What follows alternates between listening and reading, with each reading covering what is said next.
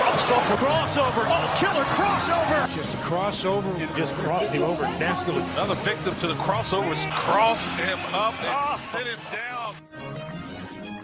Crossover is powered by Everlevel Concrete Repair in Omaha at everlevelconcrete.com. Boys, how are we? Hello, Matt. Hello.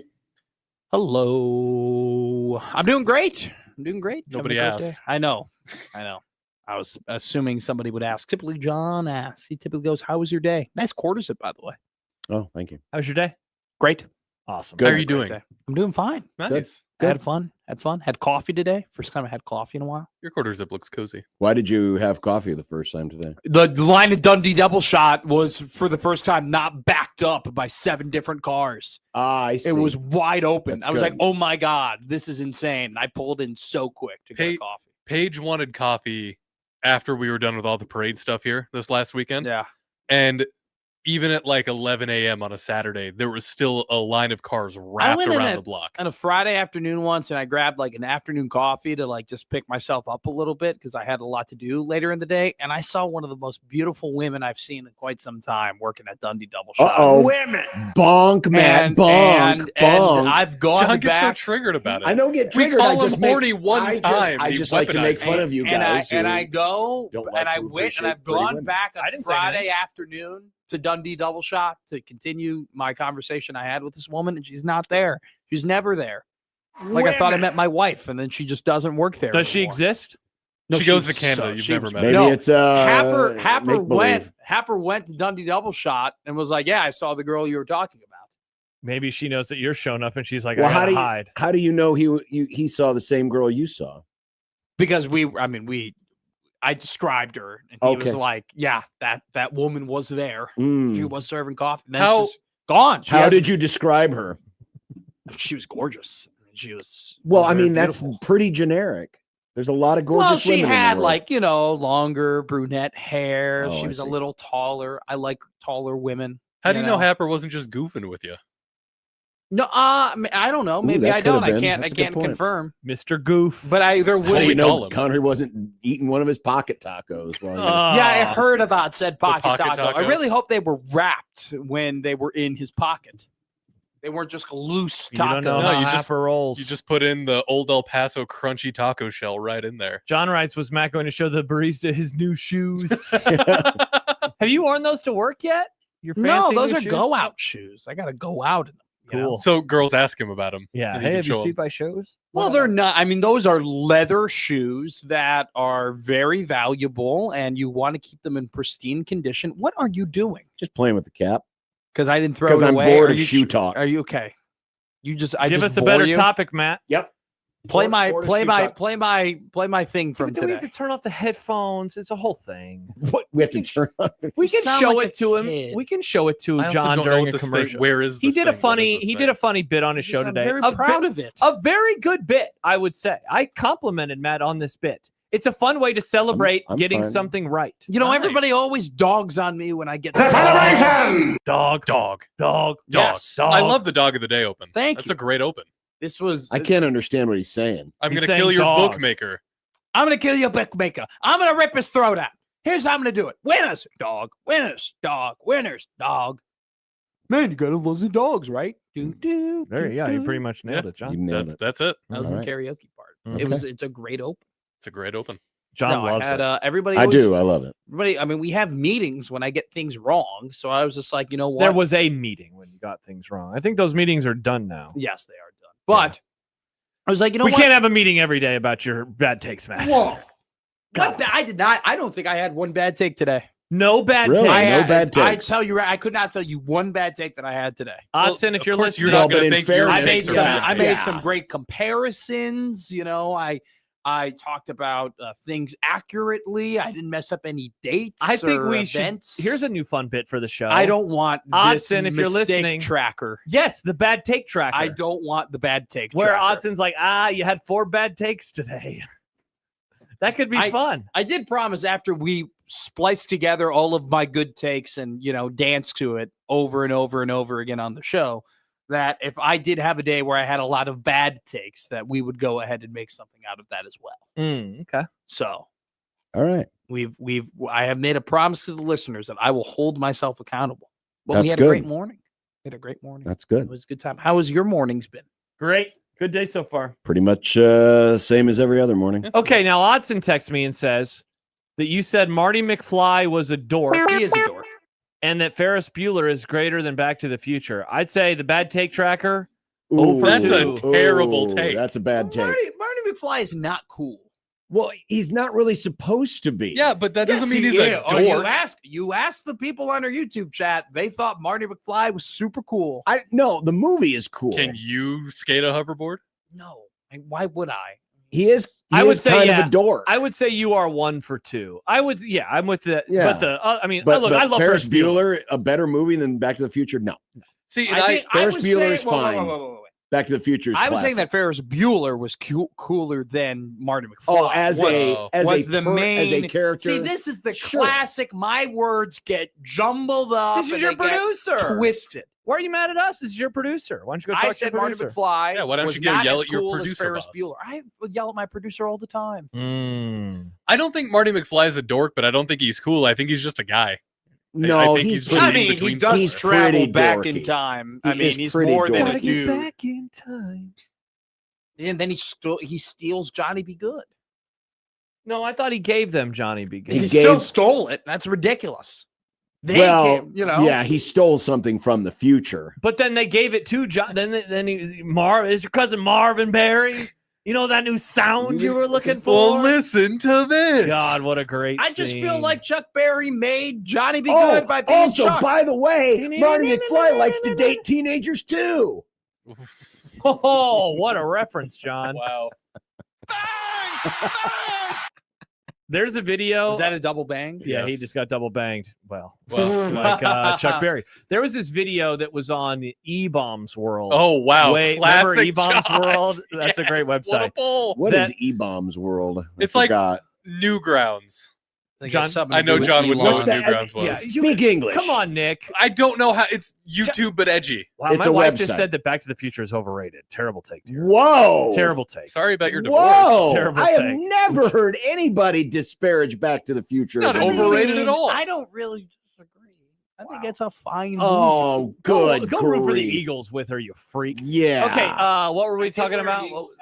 Nice, got him. very Right. bad. Ebombs I turned World. you Ebombs off. World. Okay, Ebombs World. So Ebombs World, it was this very weird website for, I don't know when. Dorks? Edgy people. Yeah, edgy people. Yeah. Well, there was this video of That's the way they classify it. Of- Yeah, I'm not of- a dork. Usually I'm when edgy people classify themselves as edgy people, Yeah, they're not they're edgy. of Chuck Berry, and he was. How can I say this on the radio? oh, I mean, it was With a young person? no, he was with a woman, Oh. but he was wanting her to do something with fluids, different fluids than the normal fluids, and it was odd. It was very odd. My friend and I made reference. I will tell you about it off the Wow. Incredible. It was amazing. Wow. Wild. That's crazy. Yeah. Alex goes, Matt had the best day. No one's had better days. The best of days, some are saying. Is that what they're saying? That's what some people are saying. Some people tell me, Matt, you had such a great day. Okay. Bad take tracker. What did you guys say before President T brought many are saying into your lexicon? No idea. There's a lot of things that you Uh-oh. guys say that 100% came from making fun of President T, but Well, it's but there, a I lot. mean, it was whatever was in the lexicon. some people would say making 10 fun of. years Some ago. people would say maybe show. Yeah, no, but Nick is saying, like, instead of saying some are saying, we would. I don't know what we would A say. lot of people- Many no, are saying. But it is kind of a a lot perfect of people thing. are saying. Many but- people on many sides. Yeah, I remember. Yeah, I don't remember, but there was something. Remember I used to say sad even more than I do now. Yeah. And then for a while, because we had this meeting and we randomly started saying triste because triste is sad in Spanish. Oh, really? Yeah. I had Triste. Yo no Yo- comprendo. Yeah. Yeah. Oh, that's right. You love speaking. That was other about a languages. 4-month-long bit. That was a fun What do you- bit. Yeah. What do you mean? You love speaking other languages? You it's do. how I communicate with my elders. It's how I communicate with my But abuela you and my like doing it abuelo. on the show. Well, and yo hablo español. Yes, Okay, so why are you mad at me for saying something factual? Well, it's literally a part of my culture. I'm not saying it as a bad thing. You are taking it as a negative. Well, you kind of said, "Oh, you love speaking you languages." do. You just proved my point. I mean, yeah, it's a part of who I am. Okay, then why are you mad? Play where Matt was right. I am confused. What is Me, happening? Matt speaks other languages. Why would you say such a thing? And then Matt starts speaking in Well, other it's languages. how you say things. I love that you. I wish I knew other languages. That was one thing in school that I just always struggled with. Well, Triste Day. If you keep reading those books, you'll learn another language. No, I tried to learn that language. Yeah, and I Josh is struggled. trying to act like he doesn't know another language. Wink. You tried to learn that tried. language, and you said it was my struggle. No, I did not do that. People are going to listen to this station and think that I listened to that or that I read that book. Well, I mean, you have. That's all No, you talk I about. haven't. Do you think there's an audiobook version of that? Oh, There has are you to be interested? somewhere. Are you interested? You I'm want to just do curious. a I book mean, club? all you really have to do is just string together all of his speeches, and you pretty much have Yeah, the I book. guess. Someone said the funniest thing I ever said Mm. on the radio station was just saying the name of that book. That's the funniest thing? Yikes. Tough look for your sense of humor if that's the funniest Yeah. thing I've you've said a ever lot of funny things on the station. Have you? Maybe I should make Matt's best jokes. I wonder what the best joke you've ever told Do you suppose that, because many people on many sides. Nice. have talked about when they struggle, and famously in Germany, you're not allowed to. That book is banned. Right. It is. But are you allowed to talk about your own personal struggle? You probably use different words. Or do you have to use English for that? I'm over. So like we used to Hi, use the Triste, country- they say they That doesn't speak exist. German until they get to I'm my struggle. I'm overcoming, obstacles. yeah. It's like when you Therapy listen does to not exist in Germany, according to John Bishop. It's like when you're listening to a foreign film, but there's no translation for what they're saying in the film, so they just say it in English. Yeah. Mm. I think really that funny. I think that's what they probably Well, do. that's just how I speak Spanish. I just forget. You speak the another word. language? Yeah. Not really. I mean, I just know words to the other. So what do you know? language. You know some Spanish. I feel like you know some Italian though. Well, no. All you have to do is go like this and Buongiorno. talk. Buongiorno. I speak the most Italian. Yeah. Gorlami. Gorlami. I feel like I've Dominic hung, De Coco. I feel like I've hung out with you and you've started speaking Italian before. But maybe No. I'm wrong. But I mean, Spanish and Italian are very similar. Mm. They are both romantic Romantic languages. languages. Romantic languages. Yes. You, Lot I of was roots. getting there, Nick. You didn't have to correct me. I wasn't correcting. I was helping. By the I way, don't feel like you help. I don't feel the helpfulness from your help all the tone. What's up, Time. John? What's well, going we've on? been You're not a watching helpful we've been boy. watching the SEC That's tournament a this Triste week. Day. I I want to watch the Orlami. Big Ten tournament. Why? Triste Day. Why would you ever want Yeah. to do that? Nebraska doesn't play till tomorrow. Got to scout out the opponent. Listen, I'm a Big Ten baseball sicko. I don't want to watch that right now. Thank you. Really? But it's I think they have changed every day the propaganda they have on the wall behind the batter. What does it See say? where it says "Oh, yeah. SEC national leader in quad one wins? Computer generated.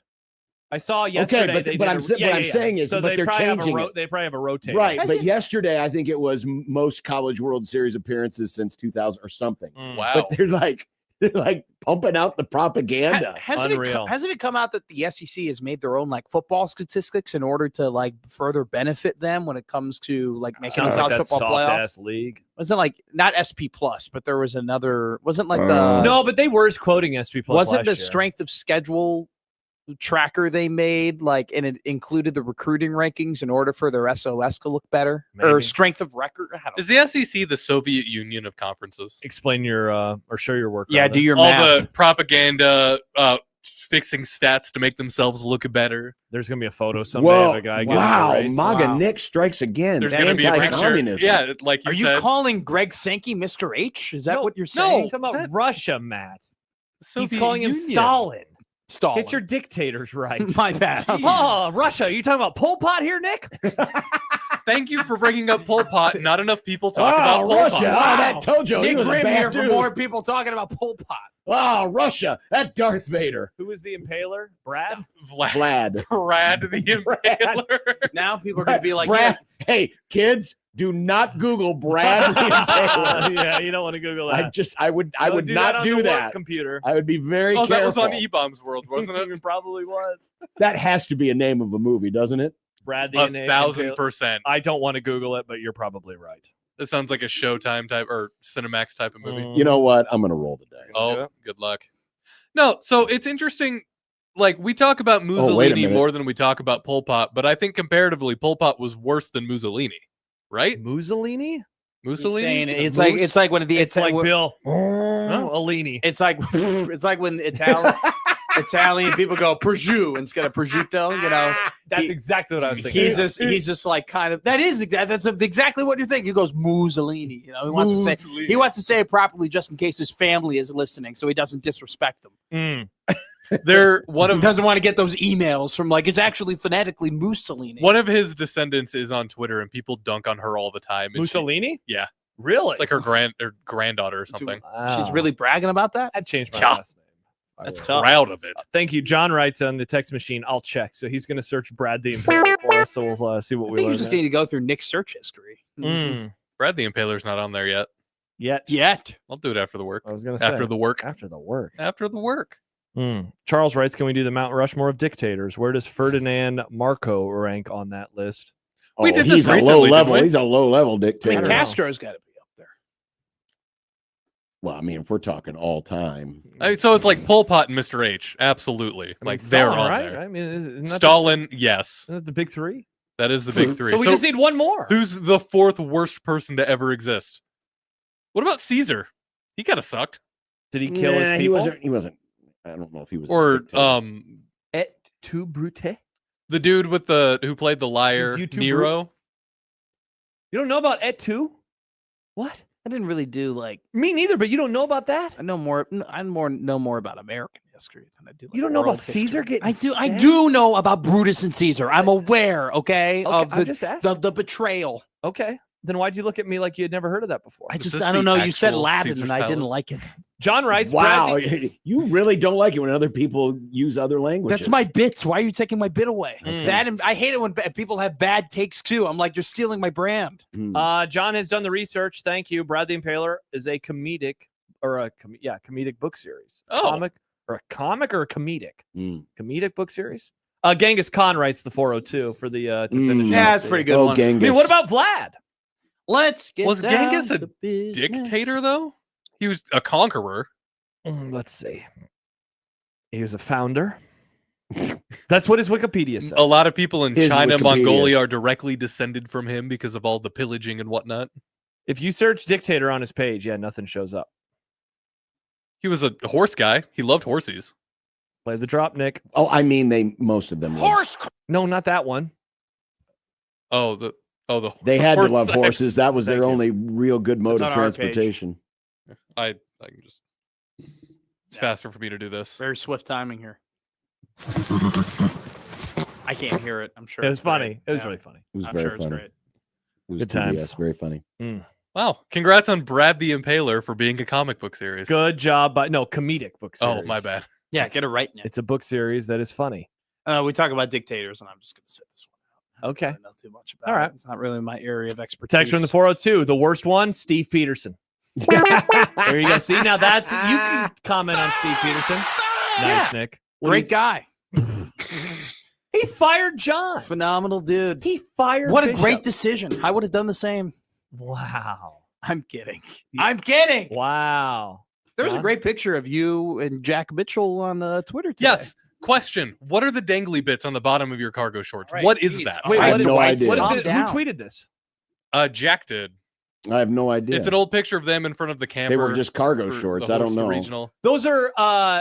Those are strings. Inside of cargo shorts, there used to be strings that hung out of the bottom. I had cargo shorts like that. What did Probably they do? style, but I I don't think remember. you could tighten them if you wanted to. Yeah, I That never would look so dorky. used those. Dude, they were cool. I just ignored what they were. I'm not anti-cargo shorts. I'm just confused about the string. Wow, that is amazing. Also, Jack has hair. Yeah, a lot He of does. John has the same exact smile that he pulls out.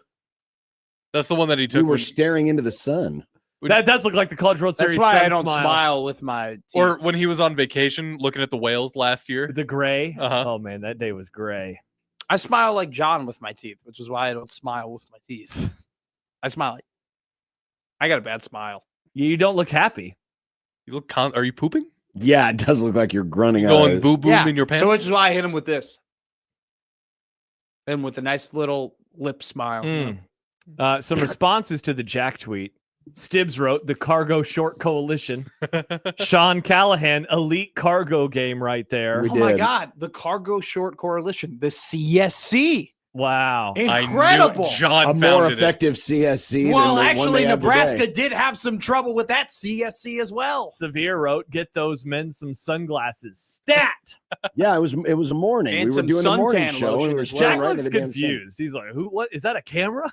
I've never seen one of those What year before. was that? 2008. My God. What a time. That is the last regional hosted at Haymarket Park. Wow. Until next week. And we watched Kimbo Slice box a guy's ear off out in the parking lot. Nice. Kimbo Slice. What a That's fighter. a name I haven't thought about So in years. inappropriate name if you're going to take out somebody's ear. Fair point. Like Obi-Wan Kenobi over there? That's a That was- name I that was haven't fun. heard I mean, in a long time. Oh, you mean old Ben Kenobi? After one of the games, after one of the games, Ben! everyone's kind of congregated back over at our RV, the Congregate Boys. and we had the big TV set up, and it was CBS was airing the fight. Cargo It was like it was Coalition. one of those summer series, bring on the MMA, and Kimbo Slice was fighting. Was it the this dude Ultimate and- Fighter? Is this? Oh, John, I might have found it. Was it May 31st? Yeah, it was May 31st, 2008. All right. I watched part of it today. On May 31st, Slice fought in the main event of the first ever mixed martial arts event shown on Prime Network Yeah, it was on television. Okay, CBS. that was a CBS one. Yeah. His opponent won on total points. Because Who was his opponent?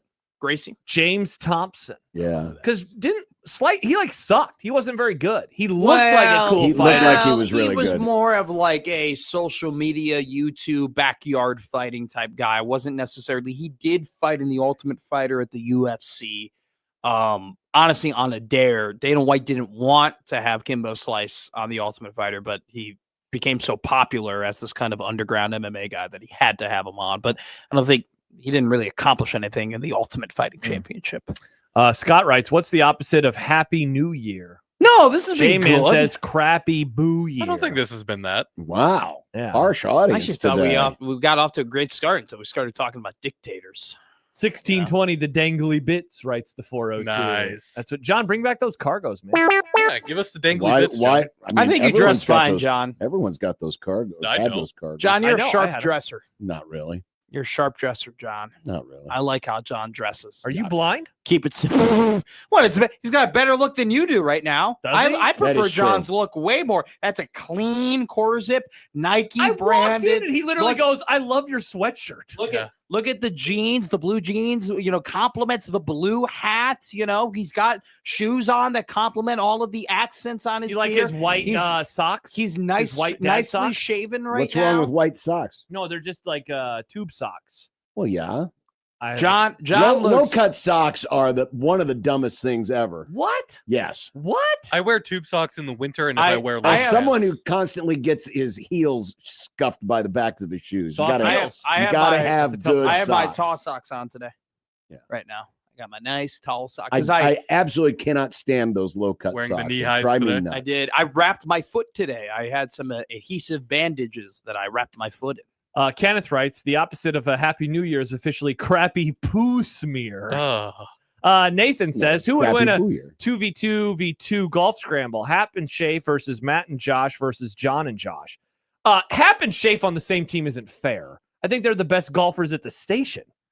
Yeah, So- this feels very unfair. Yeah, that's not. I haven't golfed in a long time. I think Same, I could it's been a few years. probably beat them. I could probably beat Happer and Schaefer. I You golf and a lot. Odson. Okay. I mean, we Well, don't there need you too go. many That's of what odds. we can- that's It's a what- scramble. We don't need too many of odds. We just need Odson to putt. I can get us there. I'm not good at putting. Wow, you're just throwing Odson by the wayside. Well, no, I'm good It's at a scramble. You're not going to have a perfect shot every time. I mean, That's the purpose of a scramble. you should see me at Tiburon, man. I have some really good Okay, shots. how are you?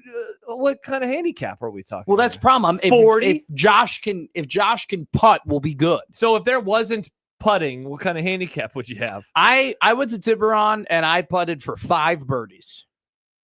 And Okay. I That made is actually impressive. and I made 4 bogeys Yikes! And Yeah. a par and a birdie. and a birdie. I put one about 4 feet away So on the what par did you 3. shoot? Like a 80 something? No, I had a quad and a triple too. So a 90 yeah. something? No, well, we only play 9. A so 100 I something? shot a 49. Okay. Wasn't very good. Only broken 103 times ever. I'm not very good at golf. I love golf. I'm golfing this weekend. First time ever. I'm going to Knowles Golf Course. Memorial Day weekend on a Saturday. I got a prime tee time, 11 a.m. It's going to be phenomenal. I didn't know they had a Can't wait. Knowles golf course here in Omaha. That's. We used to have the Knowles in Lincoln. Oh, and really? then got bought It's gonna be out my- and turned into a business development. It's my first 18 holes of the year, and I'm a little worried about my foot, but I'm just kind of icing up and recovering. Yeah, what in the world? I need to rest. Schedules golf. Yeah. Well, it's Memorial Day I weekend. need You to, have I need to golf. lose weight. Orders a poop ton of Korean barbecue. Wow, that was close, That John. was but close. yes, It was close. yes. I didn't have A Korean crappy barbecue. smooth year of food. Smooth year. By the way, Poo I year, couldn't poo really find smear. a solid Korean barbecue spot around here. Now there is the Cohen Japanese barbecue place over in Blackstone. That's pretty good. Okay, Pretty good bang for your buck. cool. I'm just trying to get better topics, guys. We were talking golf. We were having a fine discussion, and you just suddenly swerved to food. We called me fat. No, I didn't. I was just making fun of the fact that you keep saying you have to do all these things, and then you literally do the opposite. Well, I've hurt my foot. I need to quit smoking. Hey, let's go get a carton of cigarettes. Well, I actually did send you a picture of me smoking a cigar on the. I go in my patio and I smoke a cigar, but I keep the window open and I position the TVs and I can smoke the cigar on the outside, but watch all the TVs on the inside. I remember when you did that after the Bears beat the Packers. Well, that was just a victorious cigar. People forget This- about the Bears beat, except for NFL Network. They have not forgotten. They They're have- like, hey, they you want to will- watch the they game will again? Yeah, never there it forget is about it. again. Wes writes, John and Josh, if you can putt, I can drive and chip on the green for you guys. I'm actually a pretty solid putter. Everybody hold that thought. Man, it's been a while. Oh, interesting, Matt. Everybody just hold that thought. Hold that thought. Hold the door. that Hold, thought. Hold the that thought. about your golf game. Just Sindelar hold says, on. bring back 1620, the golf league. Just hold on to all of that. You're good at taking the reservation. You got to hold the reservation. The 1620 golf league was a lovely time. We had a great experience those 2 years, especially the first year. I don't know. I feel like that would be an environment where I would just get made fun of a lot. There would just be a lot of jokes hurling in my Well, direction. yeah, if you're constantly saying, "Yeah, I'll putt you another birdie." No, but it's like at the Tipper-On League, I'm just like, I'm kind of low key a little bit, It was fun. I got to meet listeners and talk to listeners and say hello. Well, they all like you, Hello, listeners. I mean, yeah, but like a golf league, it was like 50 people. There are 50 listeners who like you. It's not small, or it's not a large number. You can find 50 people that like you. I'm sure there are 50 people. Maybe 10. I think it'll be a great time. I would love to do 1620 the golf maybe league. 4 people. I don't know, Matt. You can Stop find going down. Why are you lowering the number? You can find at least 2 people that like you. I had so many great takes today. Now, that's what you said at the start of this. Yeah. Right, this is a crappy poo No, smear. Yeah, this is a crappy This poo was a good smear. start, and then Nick started talking about dictators, and he completely threw it off. Don't put that on me. I'm going to totally put this on. I don't know why you think the dictator thing is what threw off all of this. Well, it's not my performance. Kenneth says, just play with me and Sindelar, Matt. We won't make fun of you. I don't care. I have a great time playing golf, regardless. I love Well, that's all that Sindelar. matters. Sindelar. That's all. Sindelar that says, I matters. want to hear about how Stibbs never gets a 10 and then gets a 10. Yeah, look at the scorecard behind you there, Matt. I believe either me or Stibbs shot a 10 on that. Stibbs beat me that day.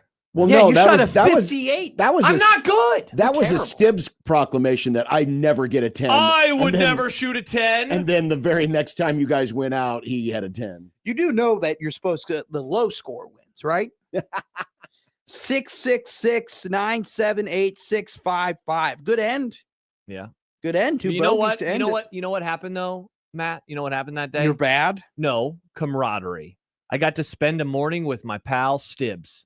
He did work. He left the station and we played golf because Miracle Hill, since it was an endorsement, it was a part of the job. So I could talk about it on the radio. Nice prep. We did great prep that Great day. prep that Great day. prep. I mean, it got us multiple segments. Probably I'm got getting to the roasted. point at Tiburon that they have my birdie juice ready for me when I get up to the bar now. Birdie juice? It's a vodka Sprite with a splash of cranberry, and I just walk. Cranberry? So There's it's, just a splash- vodka, it's just a vodka cran? No. No, It's a he said grand. no. I think he kills a grandma and drinks her blood. Not her cranberries. Jeez. Now is a back to really- dictators. Brad. No, I don't. I don't Bradley go. and Up, I Baylor. don't go up to the bar and I'll go. Yeah, I'll take a dictator. I'll take a Stalin or a Mussolini. You should do that at a bar. Just see what they do. Hell, I'll take a Mr. H. And they might be like, we don't have them. We don't have 2 shots in a bunker. Yeah. This is what they have. All right. Well, that was a fun crossover. It was. Well, apparently it was a crappy It was a booyer. crappy boo year. No, it No, it wasn't. We got wasn't. such a great start. Chris in Montana. Josh has broken 100 twice. No, 3 times. who We would had a get happy- shocked even after all those lessons. I just wasn't consistent. I would have good holes, and then my mental game on the golf course bad. We had a happy New Year yesterday, so I guess we have to even out. It wasn't a crappy boo year. It was a fine crossover. Before we go to break, Connor Happer has joined the chat. Oh, what's up? He Hap? says, just wanted to pop in and publicly thank Nick Grimm for playing Thunder Island before the game started. Oh, did you do that? Yacht Rock. Well done. Good job by you, Nick. I heard him talk about it, and then I saw you tweet about it. I'm like, oh, I gotta. Good So I job, did. Nick. I'm proud of you. I was like, we should have Connor on the show at 11 o'clock, talk about his day yesterday. And Odson goes, he'll be on the air. I think that broadcast could use some yacht rock bumps back into the broadcast. Yeah. Little Doobie Brothers before you get into the fifth inning. Absolutely. Just do some bumps. Or the Lato shuffle. Do some yacht rock bumps. I think that might change the vibe, help the Jays win. We got It's a new good bumps idea. coming to middays with Matt. We got a whole fresh load of new bumps coming in. A fresh load. A fresh load that- on middays Is with that Matt. after your birdie juice? Every day is a fresh load. on Cranberry. middays. It's time for cranberry. I said, Oh, stop it. wow. I said crayon. You did not. I Wait, don't know. cranberry? C's and G's and T's and S's and O's and H's. They all get confused. You're Just getting most letters. That's like a third of the album. I got a tough time talking. Yeah, well, that's why we like you. Thank you. That's why you That's why probably you have should- at least one listener who would want to play golf. with There you go. All right, Chance, you and me, brother. Yeah, crossover is powered by Everlevel Concrete, Repair in Omaha, everlevelconcrete.com. We'll try to make up for this crappy boo year. Oh my God! Crappy get out of poo here. smear. This is ridiculous. 1620 the zone.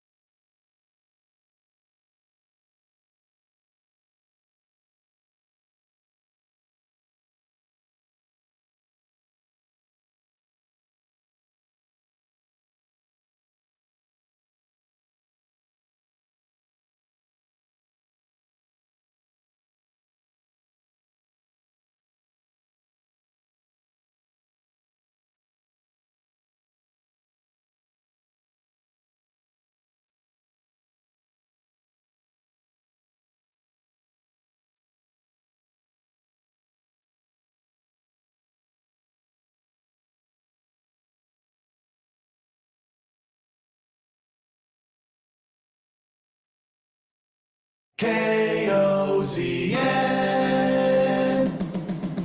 Unsportsmanlike conduct on 1620 The Zone. Husker Athletics, Creighton, and yes, UNO. Don't miss a moment, they'll give you your fix. They're on every day from 2 until 6. Spend your afternoons with John, Josh, and Nick.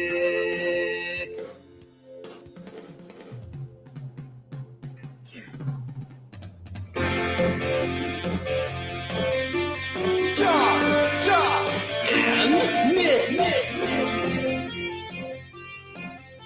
They'll show you what sports talk really is. Oh, just a lot of different odds and ends today. Also, Troy Dannon said something interesting. Plus, it's 100 days to college football. Unsportsmanlike conduct on 1620 The Zone.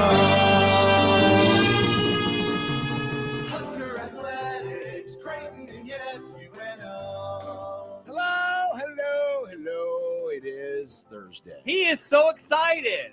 100 days, $800. Why can't you just let people enjoy things that aren't football for a little bit? I'm just saying a fact, Nick. I'm not saying don't enjoy the next 100 days. Nick, I mean, I will love the next 100 days.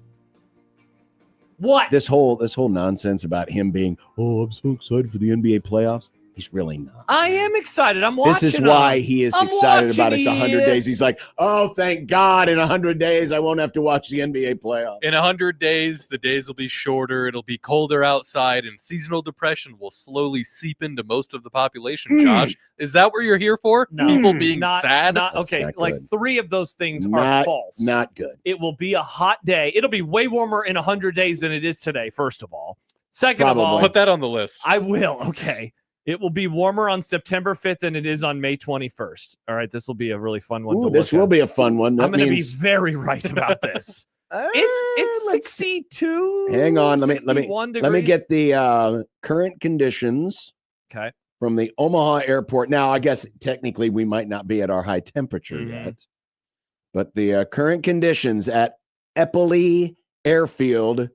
Ooh, Nick, it's not looking good for you. It's What is it? 61 degrees. That's what I literally just said. Hmm.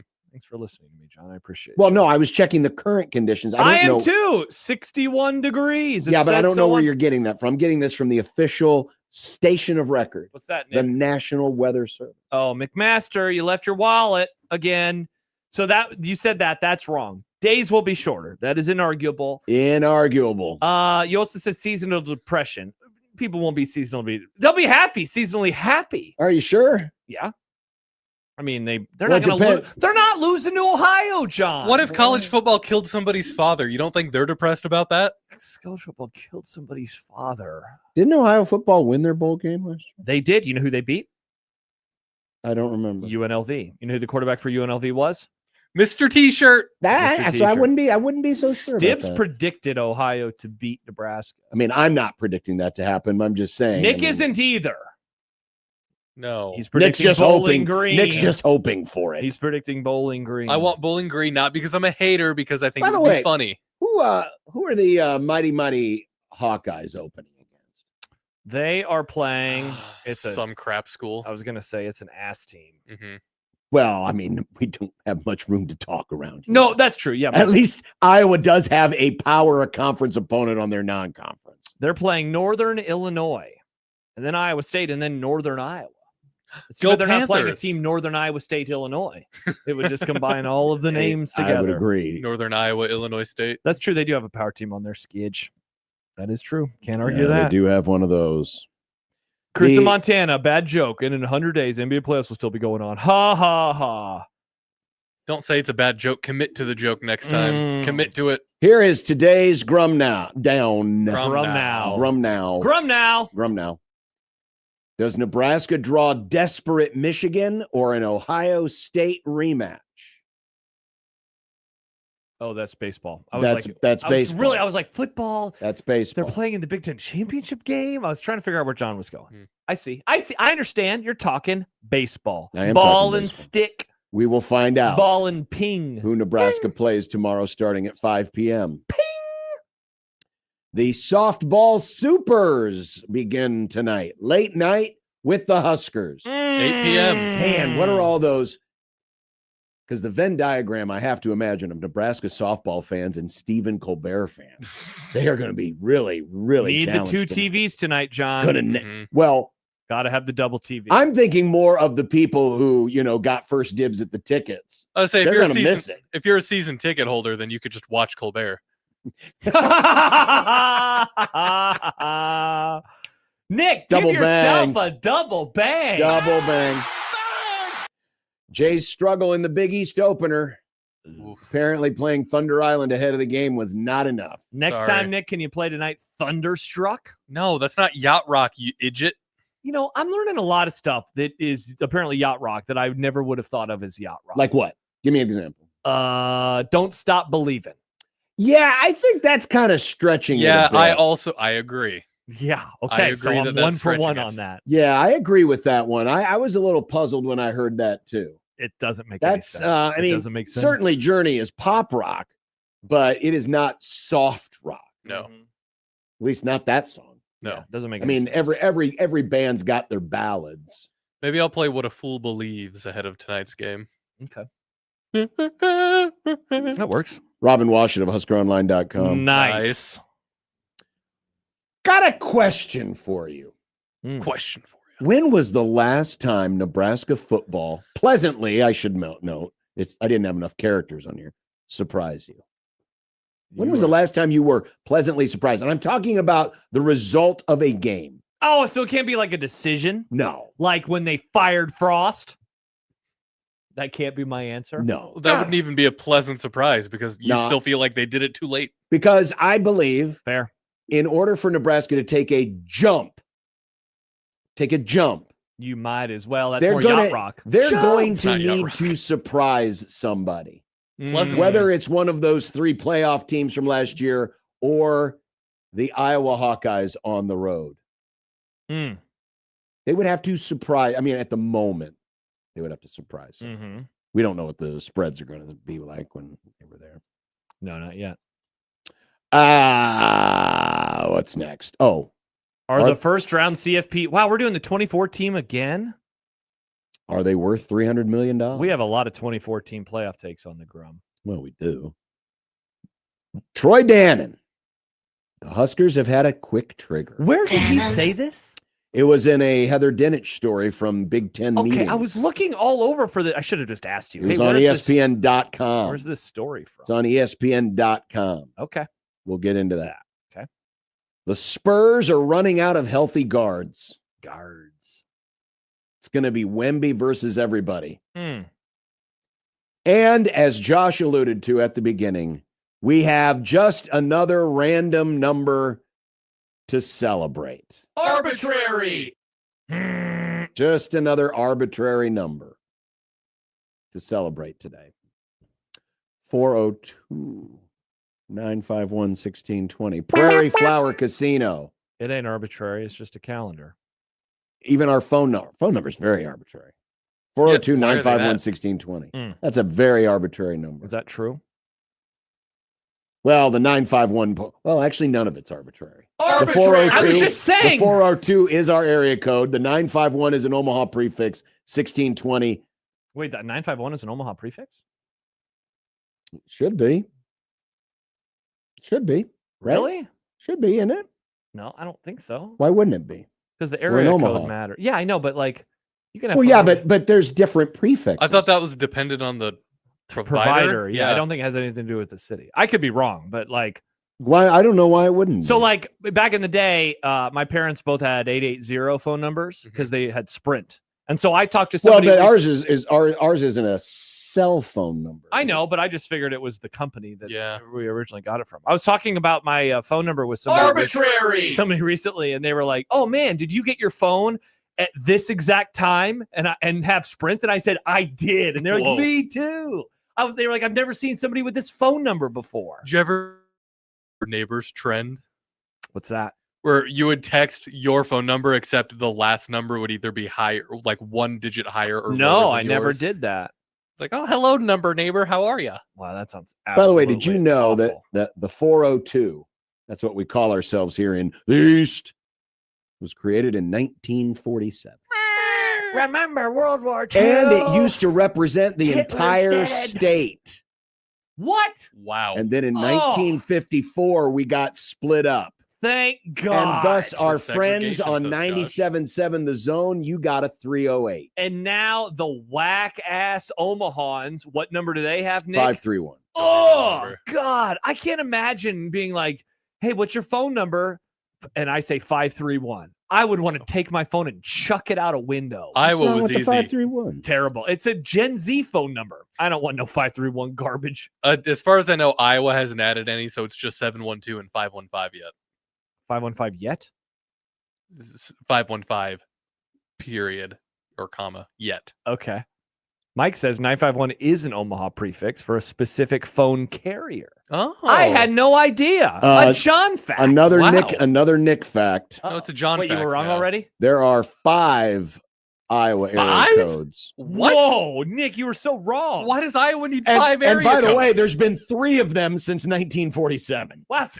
You were wrong your whole life. 319 represents Cedar Rapids, Waterloo, Iowa City, and Cedar Falls. 515 is the Des Moines Yep. area. 712 is Sioux City, Council Bluffs. And what are The the other important two? one. And then in 2000, we added the 641. Wow. You've been alive for almost all of that. I have. And then when's the most recent one? And in 2001, we added the 563. Wow, they had a big response to that event in We 2001. really did. I didn't know Iowa had that many. I just knew 515. Yeah, and I 712. mean, if Nebraska's got 3, Iowa's got to have more than Nebraska because Iowa's a bigger state than Nebraska. Nick, that was It's amazing. got like 1 million more people. Yeah.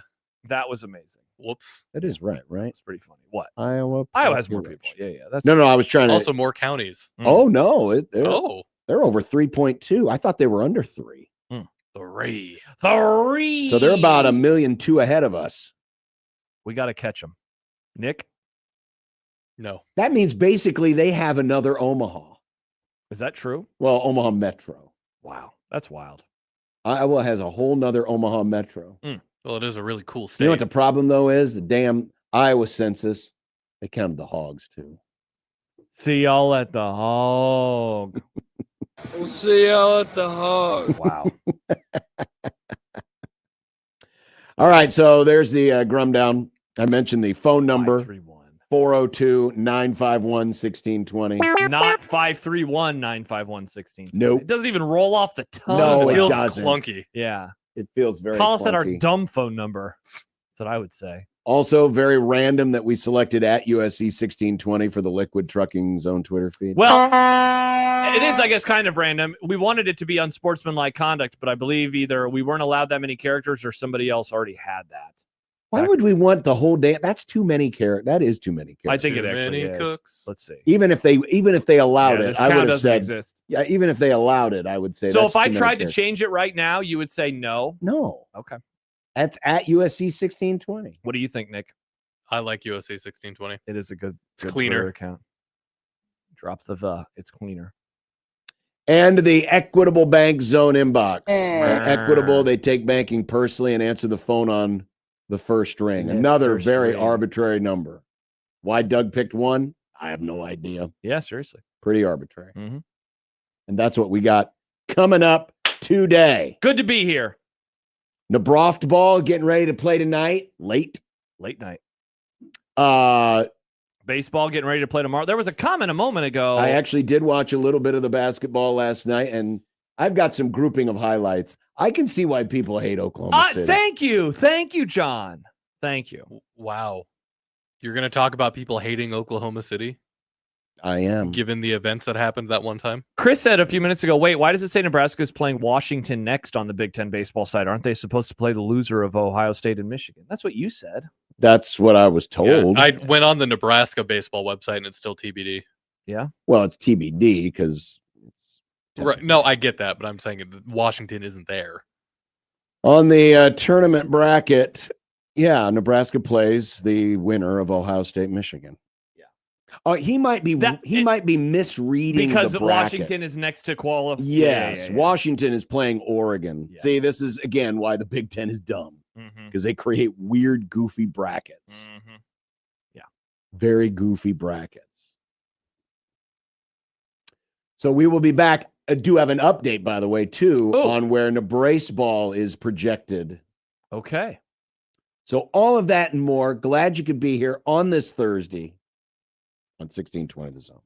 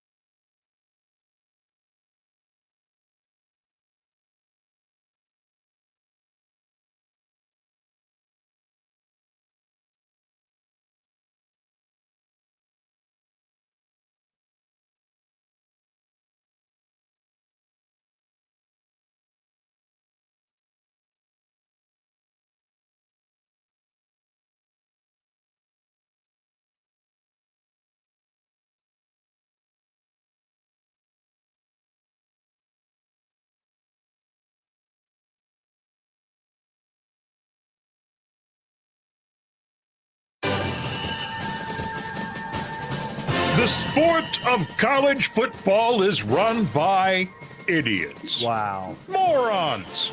Doofuses. Money-hungry clowns who don't care about you, only that you keep pouring your love and money into their constantly changing for the worst product. But we love it. Oh, we do love it so. The other thing we like to do is count things down. So today and through the summer, 1620 The Zone and 97.7 The Zone are going to put these two great tastes together as we anxiously anticipate another year of college football. So now, Unsportsmanlike Conduct, home of random number selection and inciting dorks to online violence, presents another number pulled out of our collective behinds.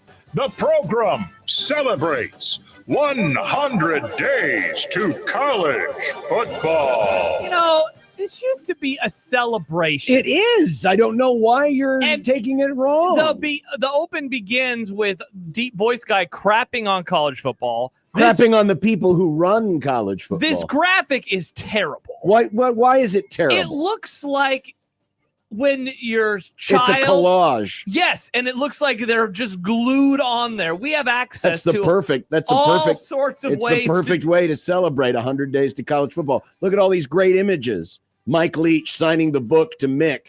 Craig James killed another 5 hookers. Mm-hmm. Barry Switzer. Not smoking another on 5 hookers, just 5 hookers. Barry Switzer smoking on the sideline. Yeah. The dorky stand-up tight end that Iowa used to utilize. Yeah. The Ole Miss player doing the dog pee celebration. This is a great collage. Yeah. I will not have you slander the 100 days until college football collage. And I will also not have you slander today's 100 days to college football. It comes from Steve Sarkisian. Man, there's been a lot of SEC coaches talking mess lately. What did old Sark say? Listen to this mess from the Texas coach. He was talking at the Touchdown Club in Houston. And he said, there's a team in our state that plays in another conference that has a schedule that I would argue, if I played with our 2s and our 3s, we could go undefeated. What? And they'll probably make the CFP this year. What? He be throwing trash at Texas Tech, saying that he could beat the Big 12 with his number 2s and his number 3s. No offense to Sark, who I think is a pretty solid coach. I do. He's made the playoff multiple times. He's made it to now that was in the 14. I wonder if Sark maybe going back, he maybe got back on the wagon. No, don't say that, John. That's mean. But no, I would. That's a pretty bold ass statement. I would say this. I think he should probably try to beat Florida before. Like last year, they could have gone to the playoff, but they lost to Florida, who is a bad football team. They did. They were admittedly bad football team. They did. Yeah. It's bad. Wow. He also shared his thoughts on the potential expansion of the playoffs, saying, I've gone on record saying I'd rather go back to 4. Here's my issue. I understand why people want to go to 24, but we are now in a world where fan bases are living under this umbrella of playoff or bust. I don't agree with that. That's not true. That's not true. That's impossible. Yeah. Wow, you just did Star Wars. I did. Happy anniversary, by the way, to Empire. You had the opportunity to compete for a national championship during those 12 regular season games, and I felt like when we were at 4 teams, those 4 teams were held in very high regard. You earned your opportunity to be one of those 4 teams. So saith the Sark. Happy 100 days to college football. See, yeah, all this is just another reason for you to crap on it. This is supposed Did to I be... crap on anything? You read 4-team playoff propaganda, which is terrible. What do you want? Pinnacle Sports Network propaganda? No. Everything's great. Everything's fantastic. No, we do. I'm just stating what the man said. Every day when we talk. Every day we do college football, it's just crapping on it. I want to celebrate that it will be back in 100 days. That's what I want to do. John is just sharing the facts, and you're getting all message boardy about it. No, yes, you are. We do enough. College football is bad. I want the 100 days topic to be fun. And why do you want to sports watch college football? You're telling me that Steve Sarkisian basically calling out Texas Tech No, and but saying we- we could play your schedule with our 2s and 3s. No, I like that part and of the topic, that- but you turned it into the whole 4-team thing. And so Well, again, no, it I was John reading his. Playoff Boy I was Bishop. reading his quote. That's all. I was okay. just reading his quote. I was finishing the story. Kenneth writes 100 days until I get to sit on my couch, drink 23 beers, and watch college football from 11 a.m. to midnight. Now that is 100 days to college football. That is not worthy. content. That's some moron who doesn't have a job. That's a Creighton fan. He has a job. I talked to him on Sunday about his job. I don't know if he does have a job, if he's spending that much time on the couch. On a Saturday? He should be working. Maybe he doesn't have a family like you do, John. Wow. Kenneth, I support your drinking and watching football. I didn't Kenneth. realize this segment had to be, sunshine and lollipop. Well, I want it to be. I want to celebrate the return of college football. Again, What bad better way to graphic, bad celebrate? open, What better bad way? content. What better way to celebrate than by relating some Texas trash talk? That's good stuff. Kenneth writes, thank you, Josh. I'll tell my sponsor at the meeting this week. You're welcome. Prison Matt Probably says should. John is becoming a human For You tab. He's more For You tab than man at this point. This did not come well. Actually, it did come. No, Of it came course from, it did. It came from On 3. Did you find it on the For You tab? Well, it happens to be on the For You tab. Mm-hmm. Well, fine. 100 Tomorrow's 100 days. days to college football. Josh can go on and on about how, it's so wonderful. Thank you. You're welcome. That's what I want to do. It'll be here before you know I it. miss Jim Harbaugh. I want to feel his warm embrace. I was thinking about That's probably now. true. This is 100 days to His college warm, football. shirtless embrace. Not 100 I days totally to the NFL. believe the Connor Stallions was innocent. We're 112 days to the NFL. He's but not denying I was thinking about the Chargers this morning. I think they might win the division, Nick. Go Chargers! Well, I almost hesitate to bring this up because, What happened now? well, I mean, Josh might get triggered again. What is it? More negativity? No, it's actually positivity. Oh, awesome. The positive boy. Wait, why would that make me mad? I love positivity. I mean, some people can be positive about messed up things. So Baseball America and D1 Baseball are now updating their projections daily. Their projections for the NCAA tournament baseball field. Okay. And our good buddy Kendall Rogers from D1 Baseball had this to say about the host bubble right now. The what bubble, The John? host bubble. Host bubble. Well, we should mention first that on Kendall's estimation, that's the lower part of the graphic, Nebraska is a 12.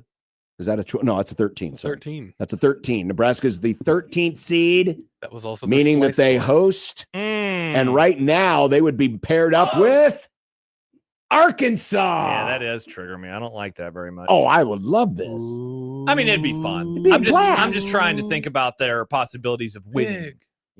What's the Suey. best path to winning? I think that they should get to play St. John's. Creighton should be in there as well, and Omaha. Like that, I'm just trying to find a way to get them to the Supers. What are you doing? Why are you shaking your head like that at me? I'm just trying to get them to the Supers. What? God, you're a moron. What? How is that mean moronic? I want the team to go far. That's moronic? Thanks, Sark. Actually, no, I might be on board with this because if Nebraska's hosting and they play all of those teams, that means that the boosters have to suffer through bad baseball. It's like a fun punishment. But if Nebraska wins, Nick, it would be good baseball.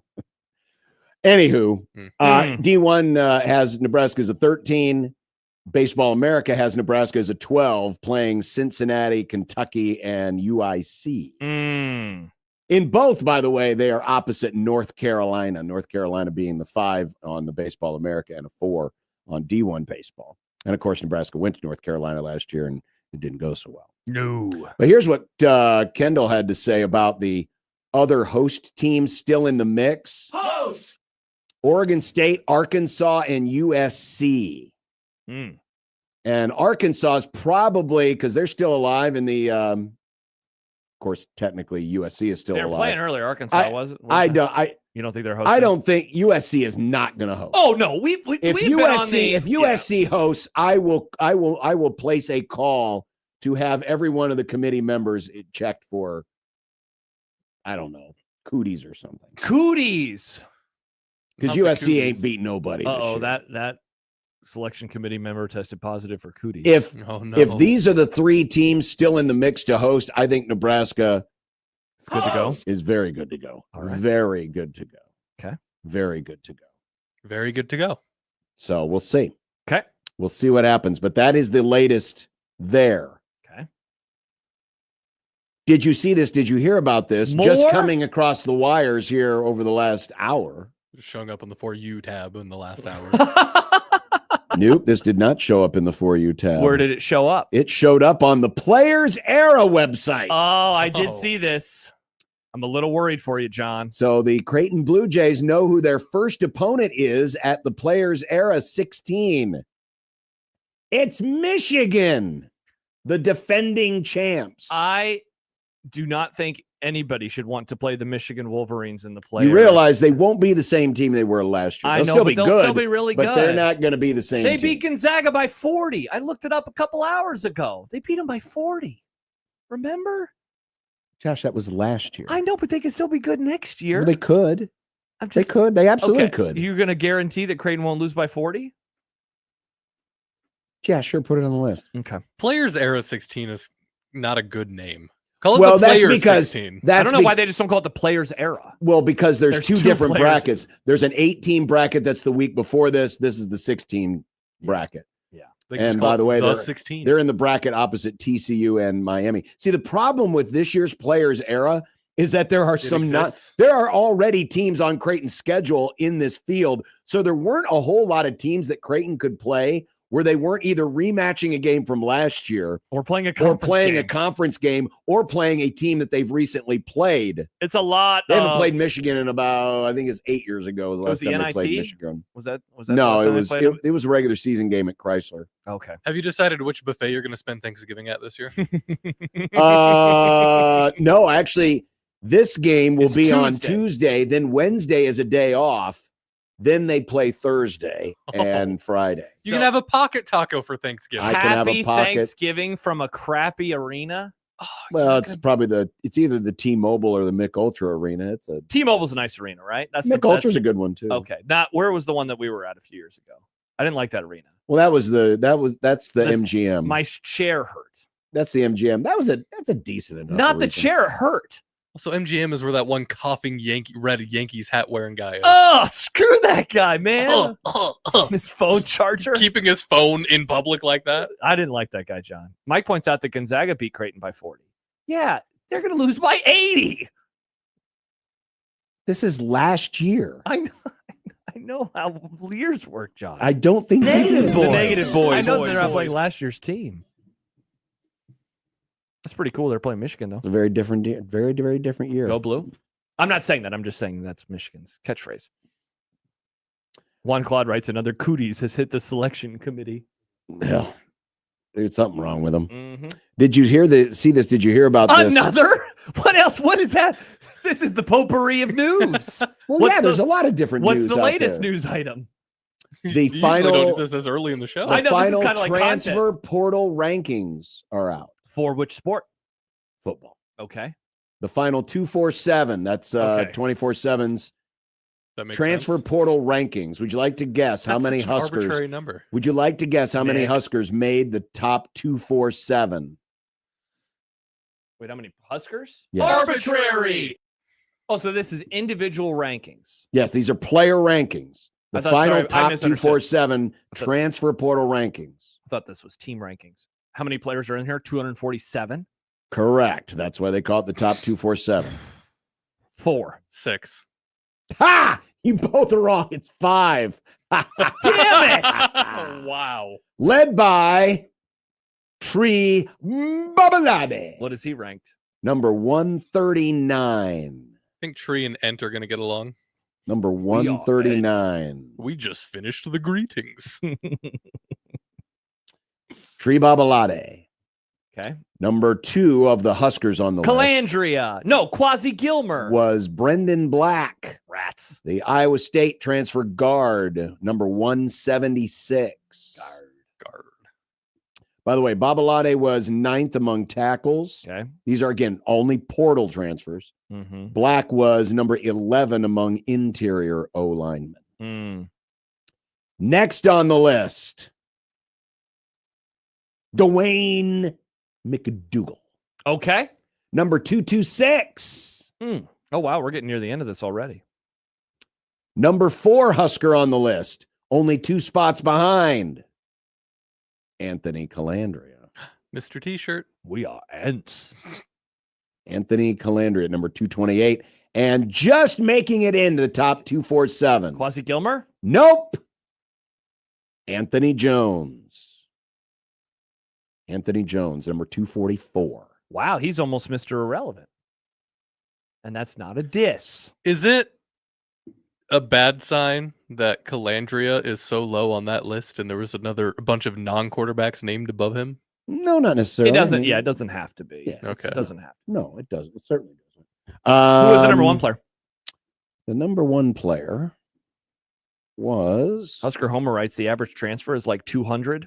Well, that's just the top 5. I've never seen transfer spelled like that. Yeah, me neither. Ex-effer? Ex-effer.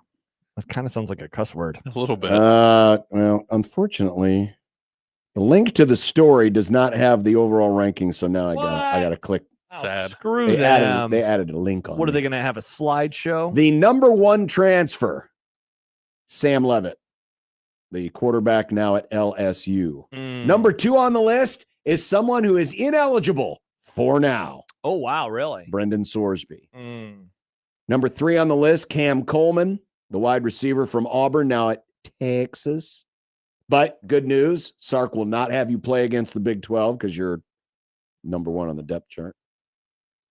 Another LSU transfer, Jordan Seaton, who left Colorado, the offensive tackle, is number 4. Drew Mestemaker, the quarterback from North Texas, headed to Okie State, is number 5. Jacarius Peak is at number 6, offensive tackle who left NC State to go to South Kakalaki. Here's a name you might remember. Number 7, edge rusher, Princewell Umaniel. Wait, he transferred again? Transferred from Ole Miss to LSU. Oh, that's right. I knew that. He followed Lane Kiffin. Number 8 on the list, Lance Hurd, who has left Tennessee to go to Kentucky, another tackle. Damon Wilson, edge rusher, left Missouri to go to Miami, number 9. And number 10, Reed Harris, wide receiver, leaving Boston College. I don't believe it. Left for Arizona State. One more. Mike So asks, look at that. 3 LSU players in the top 7 That's why they're expected to be good. 247 recruiting, transfer portal ranking. One more. This one from Mike. Where's Minchie?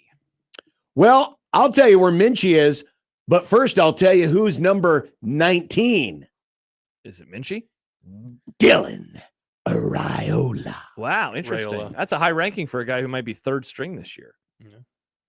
Where is Minchie? Don't mention Control it. F. Remember Kenny Minchie, Nick? Mm-hmm. That was Let's really see, exciting. Minchie, that's spelled Traitoo. SONOFABIT. Rated right ahead of Nebraska's number 1 rated player at number 138 comes Kenny Minchie.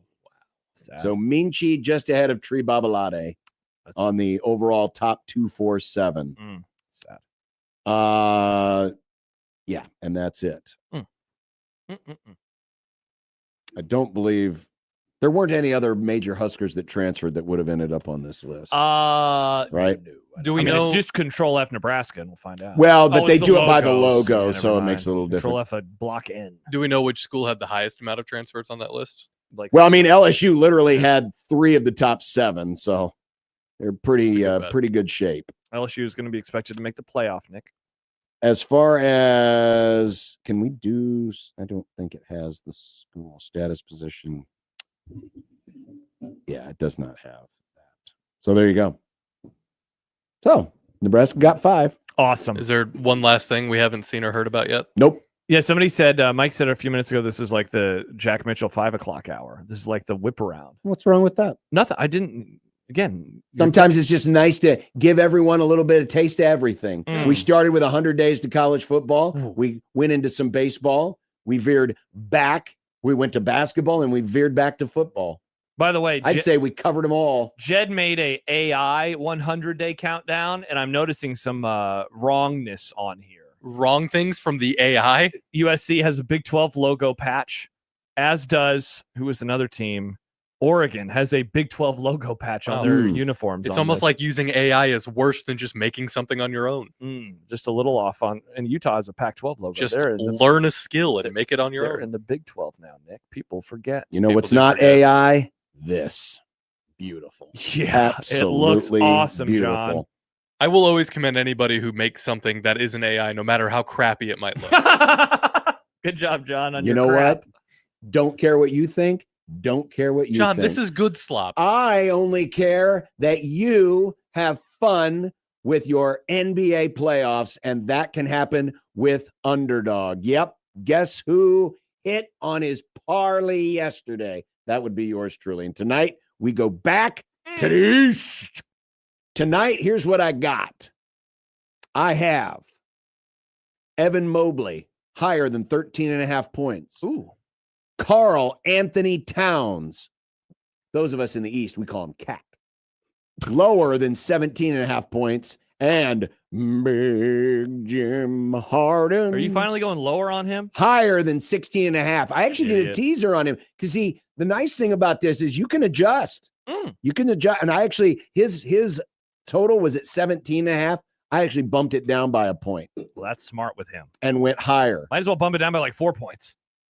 Well, guess what?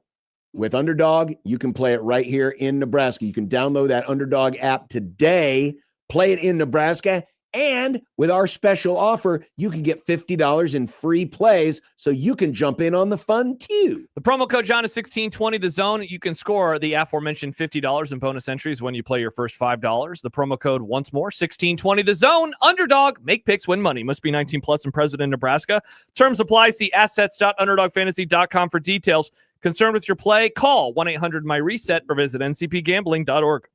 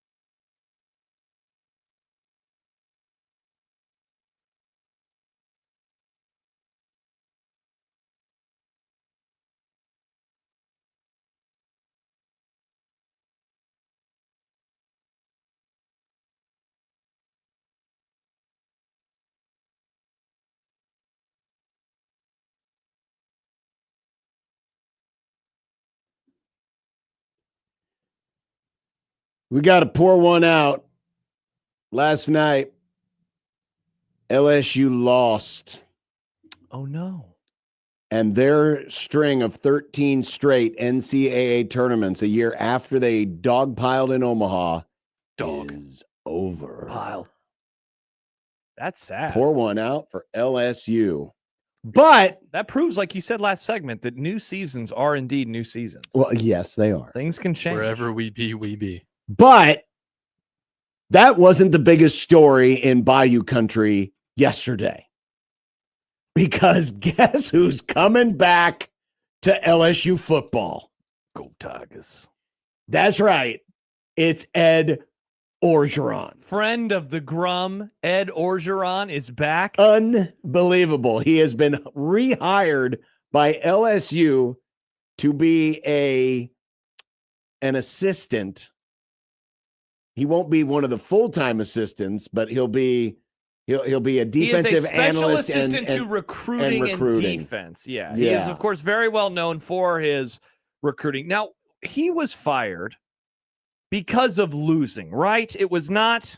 Well, there was some other. There was other stuff involved. There were other things, like, for example. Yeah. This was from the Athletic story. J-Man was hoping for Bo Pelini.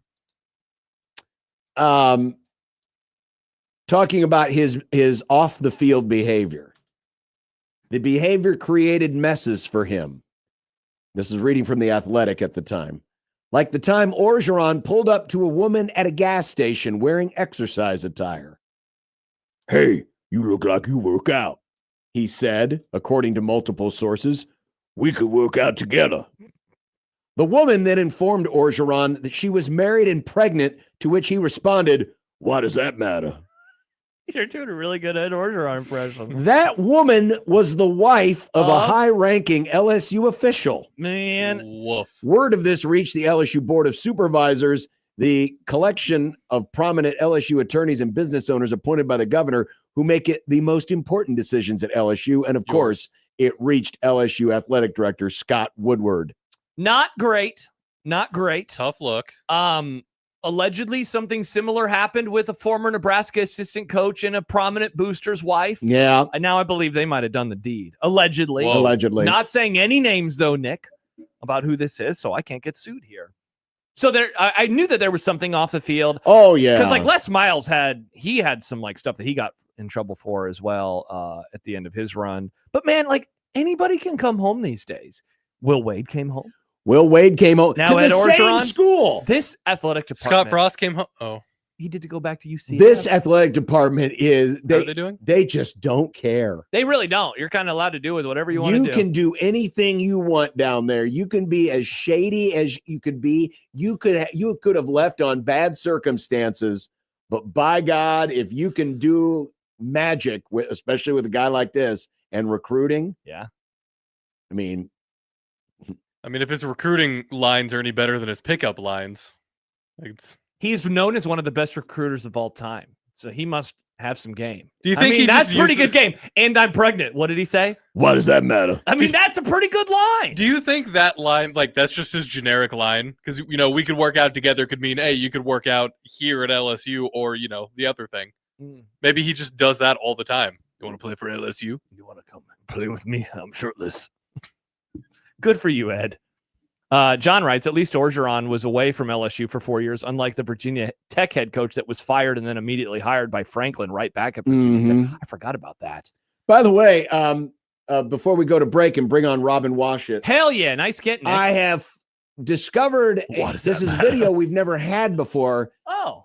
This is going back to when Ed Orgeron was the head coach at Ole Miss. Yeah, this is a while ago. And he did commercials for a local car dealer. Would you like to enjoy? This sounds great. Why does that matter? Why does that matter? It will not shock you what brand of car he is endorsing. Okay. Hey, I'm Coach O. I just love my Hummer. I believe the Hummer is the best vehicle on the road. Big, tough, aggressive, and it represents everything that we want at Ole Miss. I have my Hummer. You need a Hummer. Tell them about it, JoJo. Mississippi, they are here. The new Rogers Dabbs H3 Hummers are here. The folks at Rogers Dabbs Hummer are first-team players. Come see them. Rogers, Dabbs, and Hummer like nothing else. New H3 starting at just $32,000. Love it. Why did the I'm pregnant. Why does that matter? How does that matter? Understandable why you thought that way. You like my Hummer? the logo for that Hummer place look like a political logo? Well, that fits. Yeah. Blue JR6 writes, I literally said Hummer as soon as John finished the sentence. I want a the Hummer. Hummer. You want a Hummer? I like my Hummer. John writes, I didn't understand a You word can't of just that ask ad. somebody if they want a Hummer. Yeah, that's I'm married and pregnant. that's assault. Why does that matter? I want to hear that again. Hey, I'm Coach O. I just love my Hummer. I believe the Hummer is the best vehicle on the road. Big, tough, aggressive, and it represents everything that we want at Ole Miss. I have my Hummer. You need a Hummer. Tell them about it, JoJo. Miss Somebody, JoJo. I have a Hummer. I You got need a a Hummer. The You way need a Hummer? the way he was He- aggressively moving the It's like a steering movie wheel, in the 50s. it Yeah. did not look like he was driving. Yeah, it's because they sped it up, and so it looked really weird. Excellent job. Love it, love Mhm. it, love it. Wow. Coming I up love my Hummer. next, Robin Washut of HuskerOnline.com on 1620 The Zone.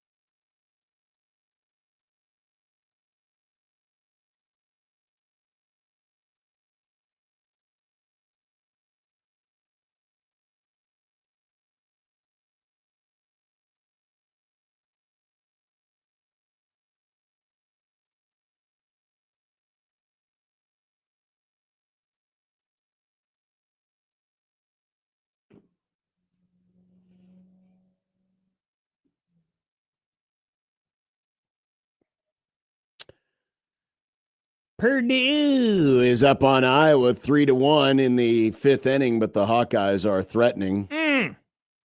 Someone who is probably not at the Iowa-Purdue game right now at Charles Schwab Field is joining us on the Prairie Flower Casino Zone hotline, but I could be corrected. He wants to be there, I bet. Do you want to be at the Iowa-Purdue game right now? There's nowhere I would rather be more, but unfortunately I am not watching Hawk Boiler baseball. It's probably a good idea. No, it's a bad idea.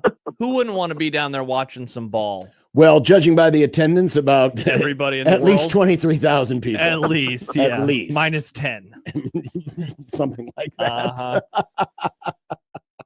Robin, I have a question for you that's related to baseball, even though it's not your beat. There's been a lot of pushback on the whole ticket situation with softball and baseball. And if baseball, of course, gets to host a regional next weekend, there'll be, I think, even more conversation. Is this something you think the athletic department is going to revisit? Or have they, I guess, powered through it enough so far this spring, and they did it with volleyball, that they're just going to deal with whatever, blowback there is going to be moving forward in the future? Yeah, I think they can learn some lessons just from this whole situation, especially with the last, like I said, softball and baseball ticket kind of issues that have popped up. I think the first and foremost, like just having a little bit more clarity on what the process was out front, and, letting people know that, there's certain sections of the stadium that are designated for the opposing team. So if you're a season ticket holder in that section, you're probably not going to get your ticket, and then just kind of use that as a way to kind of redistribute in a, similar fashion to what you did, but just do so without kind of the, unclarity that bothered a lot of people, thinking that, maybe a lot of loyal supporters were getting left in the dust. So it's a learning situation, I think, for everyone involved, and I'm sure Nebraska will hopefully have a much clearer game plan with how they're going to approach this thing in the future. The word officially came down today that Sam Orm has now officially signed with Nebraska. And while it didn't appear like there was going to be any threat that he wasn't going to, it did take a little bit longer than usual. What was the hang up? I mean, everything I heard was paperwork. So what does that mean? I don't know. I mean, it could be just like an agent being extremely thorough about every single sentence and, whatever contract is being presented, and, maybe going back and forth with, rewriting language about certain things. So, I mean, it was all like really minor stuff. And that's just kind of the nature of what recruiting now is, where, you have your commitment, but then you have the contract negotiation that follows. And some are done right away and some take a little bit longer. But there was never any worry, like you said, about Sam being a Husker. It was just a matter of when the final T's were going to get crossed and the final I's were going to get dotted, and the pen to paper would go with the signatures. And so that finally happened, and now I believe everyone but Caden Betts is now signed, or at least publicly announced that they're signed. So, pretty good headway in finalizing the roster, and with summer workouts starting here in a couple weeks, it's good to have most of the guys already officially in the boat. Robin, does he enter the season, Sam Orm that is, as the obvious third best player on the roster in 26-27?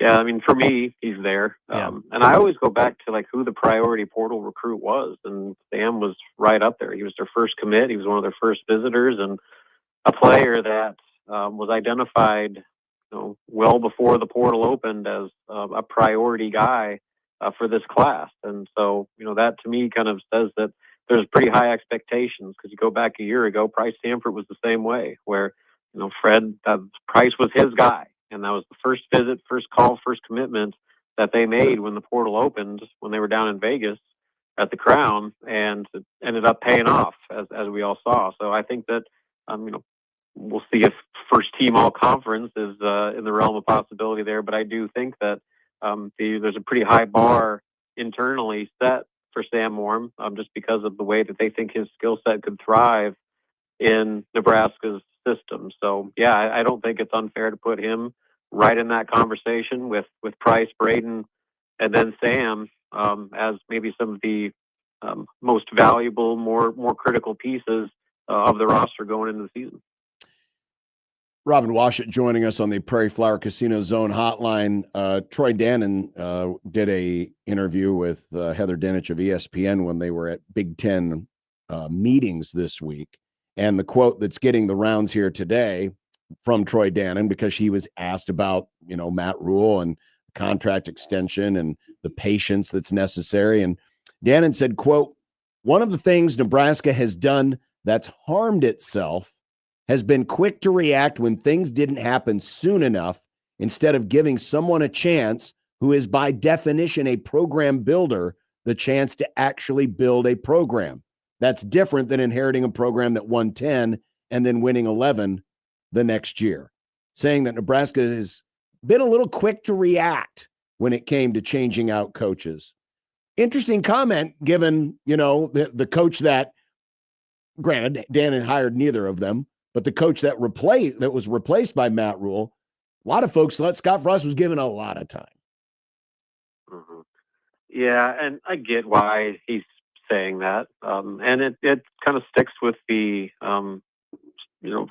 words that were said with Trev Alberts when they first hired Matt Rule, that this wasn't meant to be a quick fix, and that this was going to be a long-term build. And so I guess if nothing else, they're staying true to that initial message, and I guess how much patience are they asking? I guess we'll see, but I think that's just his way of probably supporting the coach that he has, and again, preaching patience as Nebraska tries to seemingly adapt by the day in this ever-changing kind of landscape now, where the requirements to be a championship contending program are getting harder and harder to attain with every new corner that they turn here. So I guess that's not surprising that he would have that message, and certain people are going to be like, yeah, you're right. And other people are like, yeah, whatever. We've been patient for 20 years now. When are we actually going to get rewarded for this patience? So I wouldn't expect him to, say anything else. He's the same guy that just gave the big contract extension less than a year ago. And so he kind of made this bed. And so that's what I would expect him to say, that, he gave that extension for a reason. He thinks that, Matt Rule is the guy that, eventually will get Nebraska football back to where they want to get it. And now it's a matter of how much patience they can continue to get from this fan base if things don't continue to incrementally improve. Robin, kind of along these lines, we have, of course, spent a lot of time lately talking about money from the football perspective because of the comments that Matt Rule has made. I think, like, after basketball and their success this year, I think a lot of us expected it to really show itself in the portal, or at least the appearance of it showing itself in the portal. And while they did spend more money, I mean, it seems like from a lot of the reporting that they're in the same spot they were last year in terms of like a rank overall in the conference or in the country. Is there like a lesson to be learned from this, that like even the best team in the history of Nebraska basketball didn't result in an influx monetarily, maybe that a lot of us would guess? Well, I mean, it's all relative, because Nebraska's got double the amount of money that they spent last year for this year's roster. So, and a lot of that went to just keeping guys. Yeah. So you're not getting the big flashy additions because they spent the majority of their budget on keeping Bryce Sanford and keeping Braden Frager and, bringing back guys like Leo Curtis and Cale Jacobson and, the guys that they think can be the foundation that they've preached for so long about wanting to retain. So that was part of it, that, because they had such an emphasis on retention, it limited what they were able to spend with acquisitions. But then the other part of the conversation is that everybody else has more money now too. So Nebraska's, they're not special that they've got this influx of money, because everybody has an influx of money. That's college sports. Every year, the budgets and, money available for rosters gets bigger and bigger. And so, Nebraska made substantial improvements with what they were allowed to spend this offseason. But, so did every other team, almost every other team in the Big Ten, where, you're talking about $20 million becoming the norm now in college basketball. And, Nebraska's sitting there at probably around 8. So, they've made improvements, but it is still a very steep uphill battle for the program to financially be on equal footing as even, the top half of their own league. Robin, I'm going to ask you a question that we're going to tackle today in the happy hour. And it's meant to be a happy question. When is the last time Nebraska football, by its result on the field, pleasantly surprised you?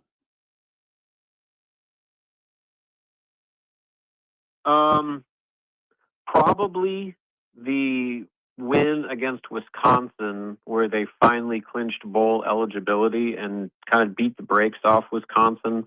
That was a game that they've lost so many times and tripped over their own feet and just found new way after another to let that opportunity slip through their fingers. And so not only did they finally get over that hump, they, went to town on one of their conference rivals in a home send-off. So that I thought was a pleasant surprise. It ended the bowl drought. It got a step in the right direction to getting to where they eventually want to go, and did so in emphatic fashion. And it was a pretty cool celebration for that particular group. So it's probably not the biggest surprise or like the biggest celebration, but I would say that when I just look back on the immediate results, that one stands out. Interesting. I've seen a lot of different answers. That one has not been posted. It's a good one, Robin, especially when you consider that team, it started, I believe they started 5-1, and then they had lost 4 games in a row, and they found themselves in a very similar spot to the previous year. And it was like, are they going to pull their nose up and get out of this, or are they going to lose again? Yeah, it was like win that game or have to, try to play for your bowl hopes on the road at Iowa. And we all know how that goes. So the beginning that game, I thought was a big deal just for the here and now of that season. And like I said, just ending the bowl drought at home and doing it in that impressive of fashion. That was, to me, a very pleasant surprise. All right. Well, on that note, we will say our goodbyes. Stick a pin in that. We will talk about that coming up in the happy hour today after 4:45. Robin, appreciate it. Thanks. Have a good extended holiday weekend. I'm looking forward to it. You guys enjoy yourselves as well. Thanks, Robin. Robin Washington of HuskerOnline.com. Good question, John. Well, and there's a reason why I asked that question. Because if Nebraska is going to take a jump this year, and to me, host a playoff game. To me, a jump from where they have been or where they are is at least 9 wins. Whoa, 9 wins would be a jump. You might as well. If Nebraska won 8 games, that'd be nice improvement. But for me, I'm kind of doing the thing I did last year where I set the bar of what is a year 3 bounce? What's the Matt Rule year 3 bounce? And I think you said a similar thing, didn't you say? Or maybe you said 10. No, it was 9. It was 9. Because you said against this schedule. It should be at was least very weak. It should be at least a 9. Yeah. It's a different question, but it's pretty much. I mean, if they're going to take a jump, I think at least 9 wins. Black Cat writes, and if they do that, it is going to require Nebraska to likely pleasantly surprise a lot of people. Why does that matter? Good transition, John. Placat says picking a game Nebraska was favored in is a choice. In fairness to Robin's they were favored by 1.5. They have lost many games they were favored in, and sometimes it's a surprise when they win them. And I think, it was mainly, I think, how they won. Yeah. It's not that they won; it's how they won. They blew them out. A sentence we never get to say. My answer, I have not seen my answer offered. And it's the first response I had. And that's the reason why I asked the question was I might be forgetting about something. But my answer is going to go back a little ways in terms of being pleasantly surprised. I'm going to write mine down so I don't forget it. But I think that I'm guessing a lot of the responses that you got was a very specific game. And I will argue why that is not my pick later on. And I will give you my pick. Mine is going to go back a little bit too. Mine is not. I'm an Iowa fan. Hello, go Hawks. Mine's a shocked surprise. I could see how that would be pleasantly surprising for a Nebraska fan. Interesting. Mm-hmm. So we'll take that up a little bit later on. But when we come back, I want to circle back to what Troy Dannon said in that ESPN Yes, quote I want to talk Heather about this. Dinich. No, you can't have my yogurt. So we'll do that next and get your thoughts on that as well as we continue. 402-951-1620. Has Nebraska had a quick trigger on coaches? Too quick a trigger, Too quick, according triggers. to Troy Dannon. Next on 1620 The Zone.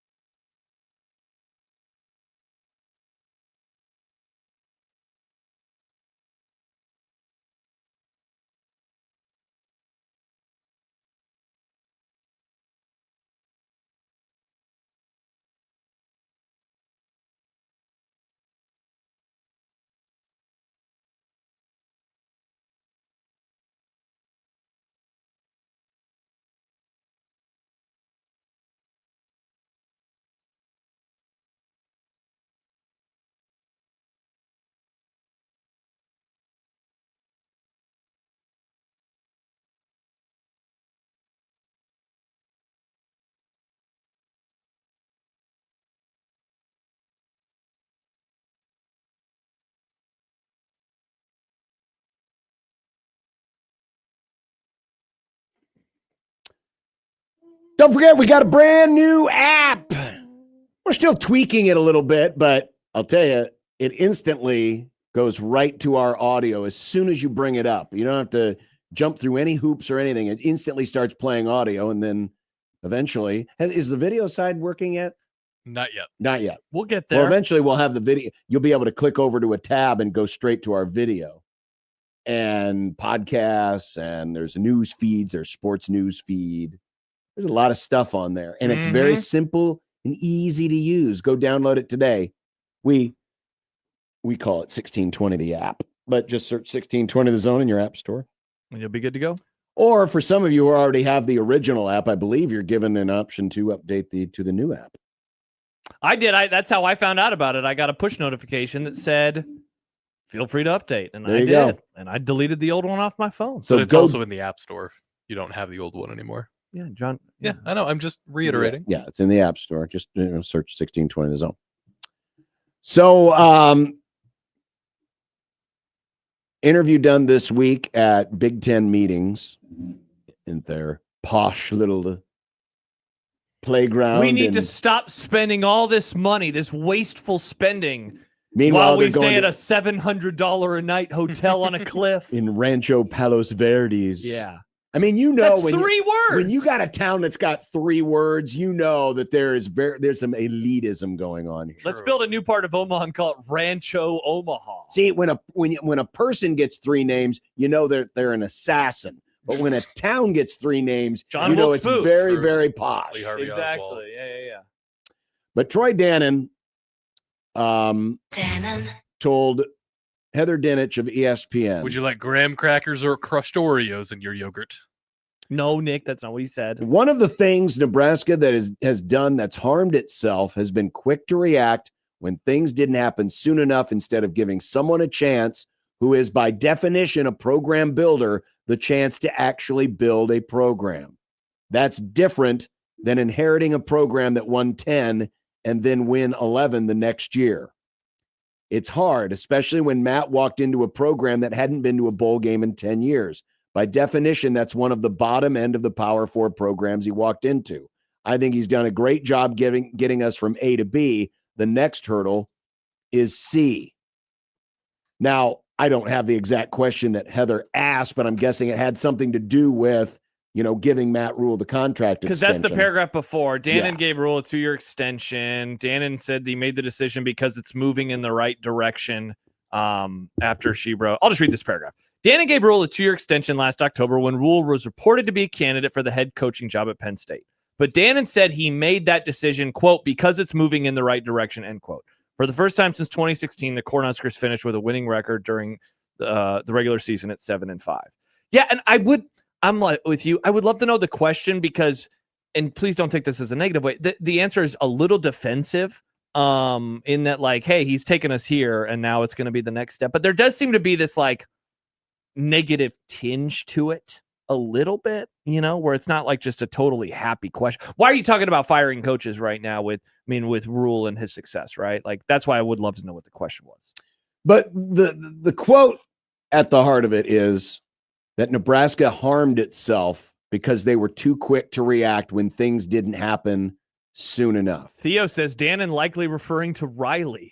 Well, I mean, honestly, he's the only guy that got canned super, super, super fast. He was definitely the earliest to get canned. Because what? So Solich coached for 6 years. Yeah. Callahan was 4. Bo was 7. Riley was 3. Frost was 4, and then a few games, 4 1/4. I mean, I'll be honest with you. Just going back through the mental Rolodex, the only firing I disagreed with in the moment was Frank Solich. Because I didn't think he was given an opportunity with the new coaches he was brought in that year to fail or succeed to really to see how good they never got a recruiting class. I mean, the whole point of Peterson wanting to get rid of him was that Solich can't recruit. Yeah. And they never really gave his new staff a chance to do that. So that's the only, and that's judging it from my perspective. Mm-hmm. But yeah, the idea of soon enough is doing some heavy lifting here. Things didn't happen soon enough because in my opinion, I'm guessing in yours, there's a difference between firing a 9-win coach, which they did twice and people disagreed with it, and it because the success wasn't happening soon enough. I mean, those two guys coached a combined 13 years at Nebraska. Correct. Early, yes, I think what you're saying about Solich fits. It was early in the sense that the staff had changed. It was not early in his time at Nebraska. 6 years is a long time in college football. 7 years is even longer. It's 1 year longer. And by that point in time, again, whether or not you agree or disagree, to me, it never felt like it was too soon in the traditional sense of, we just don't know what we have here. People either thought everyone who had an opinion on his firing thought they knew, it's just what side of the fence do you come down on, right? Yeah. And no offense, but this quote is ignorant of history. It just flat is. I guess if you want to argue, I mean, are we going back to Bill Callahan? Yeah, nobody would say he was fired too soon. If anything, some people would say it took too long. I don't think nobody that I can remember was like, they should have given him more time. I mean, Bo has the best argument because he never had a losing season. But again, that wasn't too soon. But yeah, exactly. And that's why I say, I think this comment, I think there is a better way to defend your move than by saying, well, historically, Nebraska has worked too quickly on these coaches. I can't disagree more. Yeah, one of the I mean, with Riley, yes, that was only 3 years, but we all saw the writing was on the wall from day one. Yeah.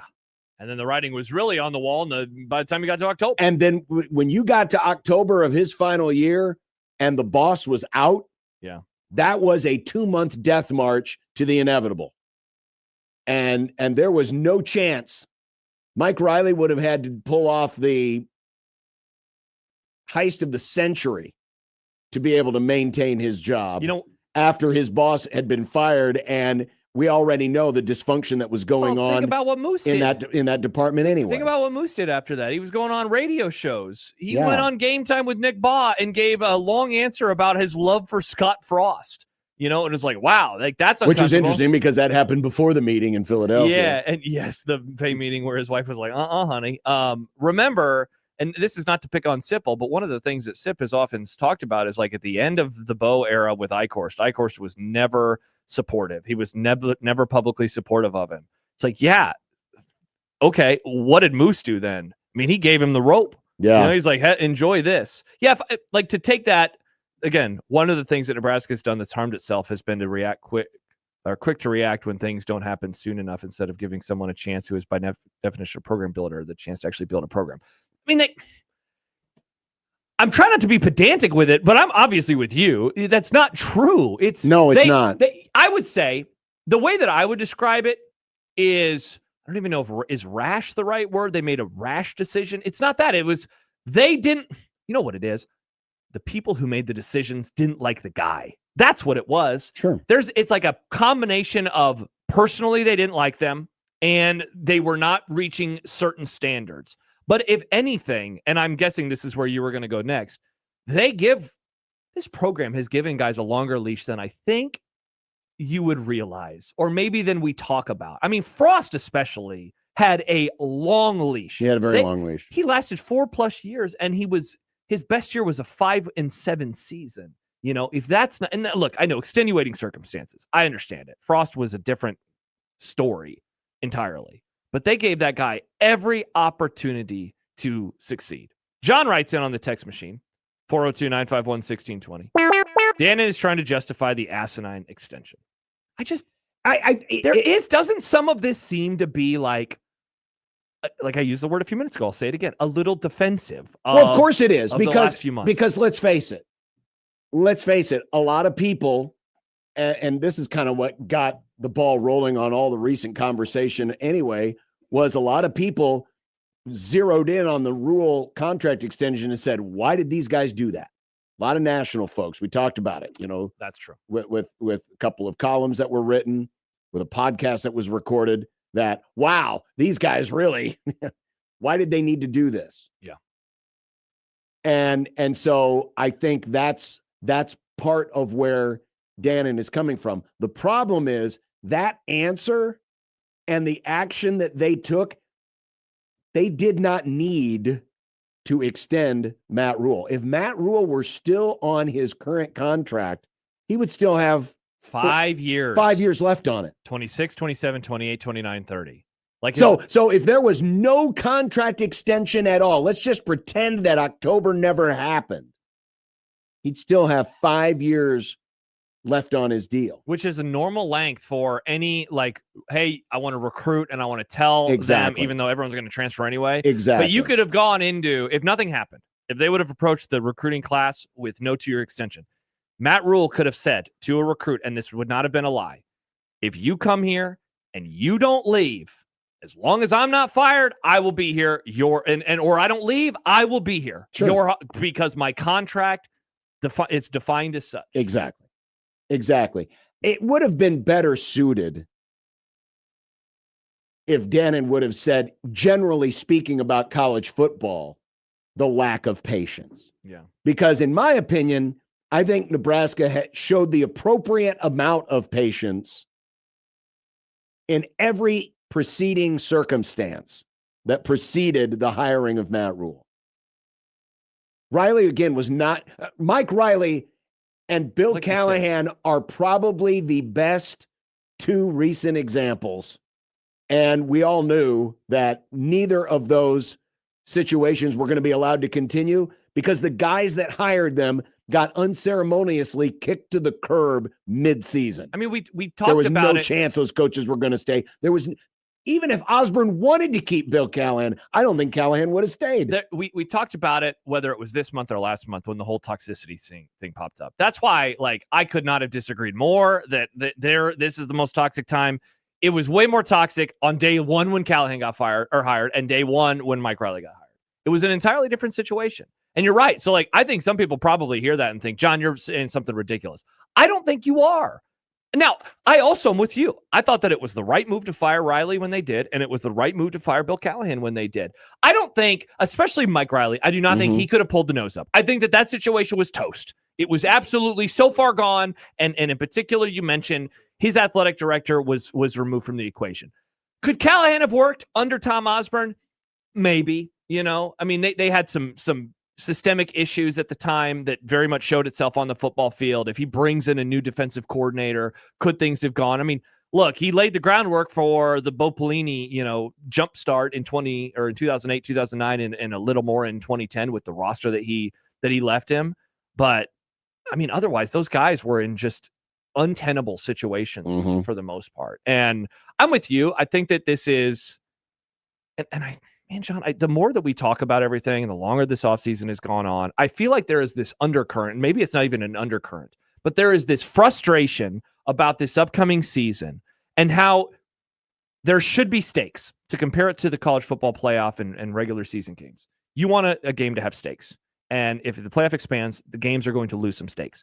The extension has added this layer, or it has removed stakes, it seems like, from this season. And I think that that's where people who are even sitting on the fence, but certainly those who are tipped over into negative territory, I think there's a large frustration that this season feels like they could be good, and that would matter, or they could be bad, but it won't matter. And we've never really been able to say that before. And I think that that's a part of, again, the defensive nature of this, But again, if October of last year had never happened, if we could just get the Men in Black zapper and make everyone forget about last October, and it never took place. Everyone got to tell their own stories.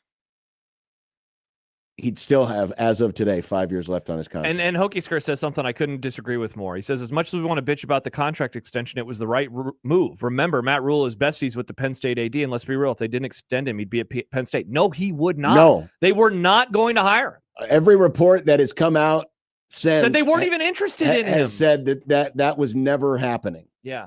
Again, and I said this before they fired Franklin. I remember saying on this show, why would they even consider him? He's a lesser version of James Franklin. Oh, let's fire the guy who can't win the big game and hire the guy who can't win the big game. Right. And then a whole regular season goes by, and guess what Nebraska was unable to do? Win the big game. Correct. They didn't beat USC. They didn't beat Iowa. Yeah. They didn't beat a lesser Penn State. They didn't beat Michigan. The ranked win stuff would have, for many reasons, kept him from getting hired. They were not interested in him. Yeah, I mean the sales job, it would have taken to convince Penn Staters. Oh man, hey, we're gonna hire you know the guy that can't win the big game. We're gonna hire someone who's lost 20 straight ranked games. Correct. Yeah, at least when Franklin loses them, they're top 10 games.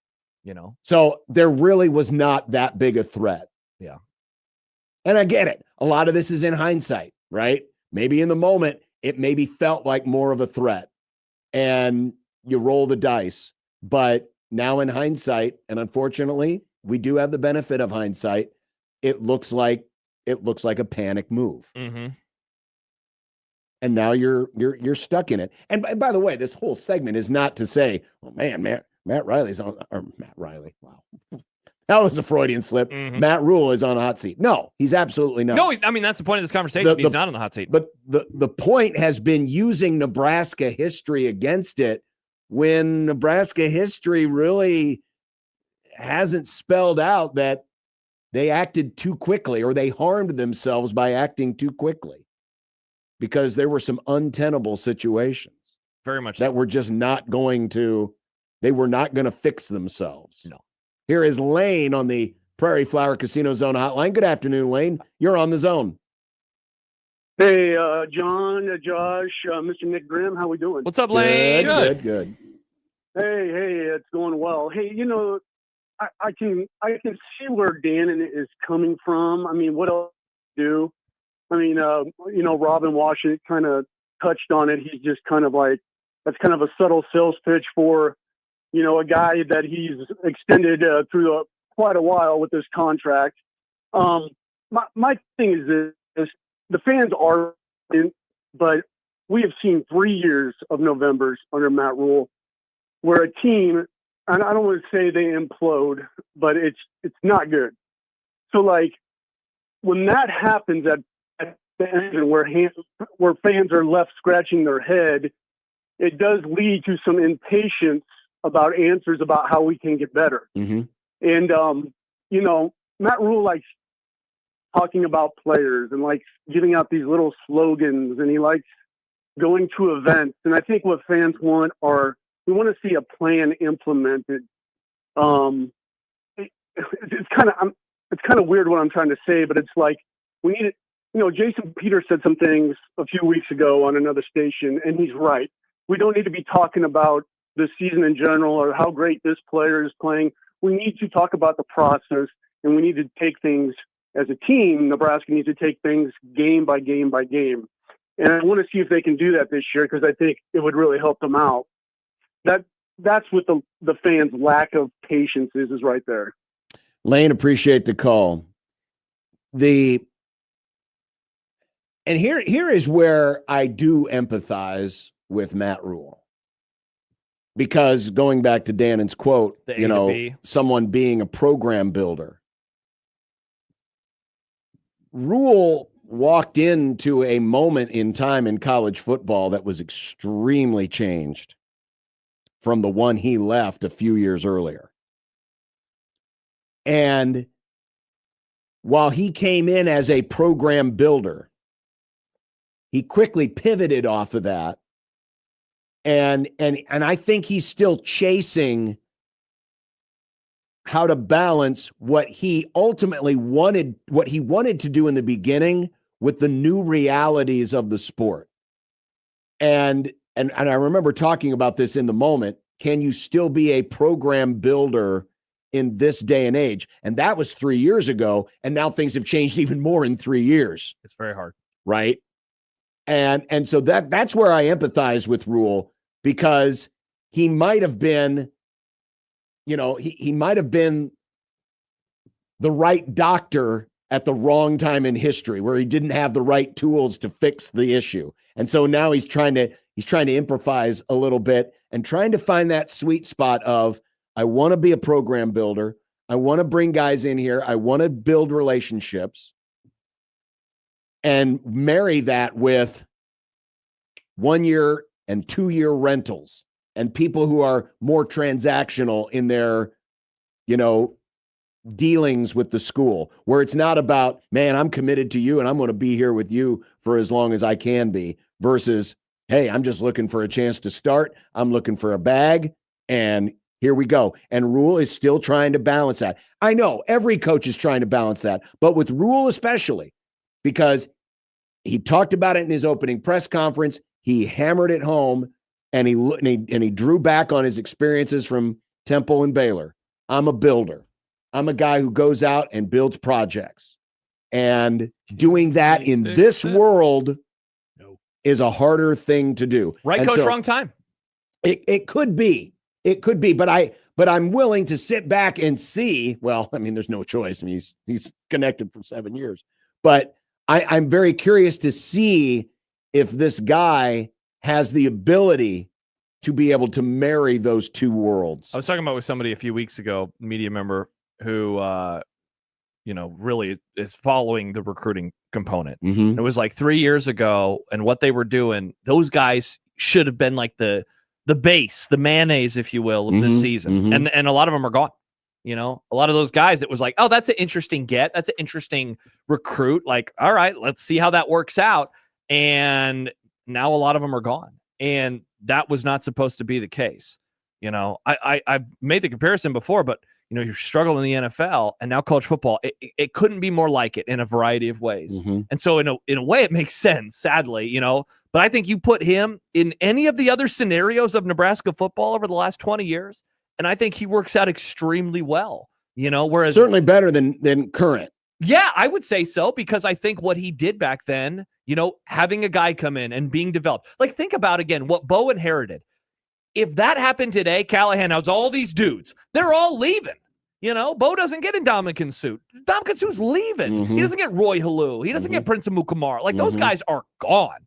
And so, like, the players that were the backbone of the greatest defense in program history and the 2010 team, they, in today's version of college football, are long gone. Meanwhile, Matt Rule in those eras is able to keep them and develop them. And suddenly it's 3-4 years down the road, and now they're being asked to contribute, just like what happened at his previous two stops. That's what's making this so difficult for everybody. We will continue with more. If you have thoughts, you can hit us up in the Liquid Trucking Zone Twitter feed at USC 1620. I put out a post about it earlier. There's been some interesting conversation there. And we will roll on with more of the Grum right after this on 1620 The Zone.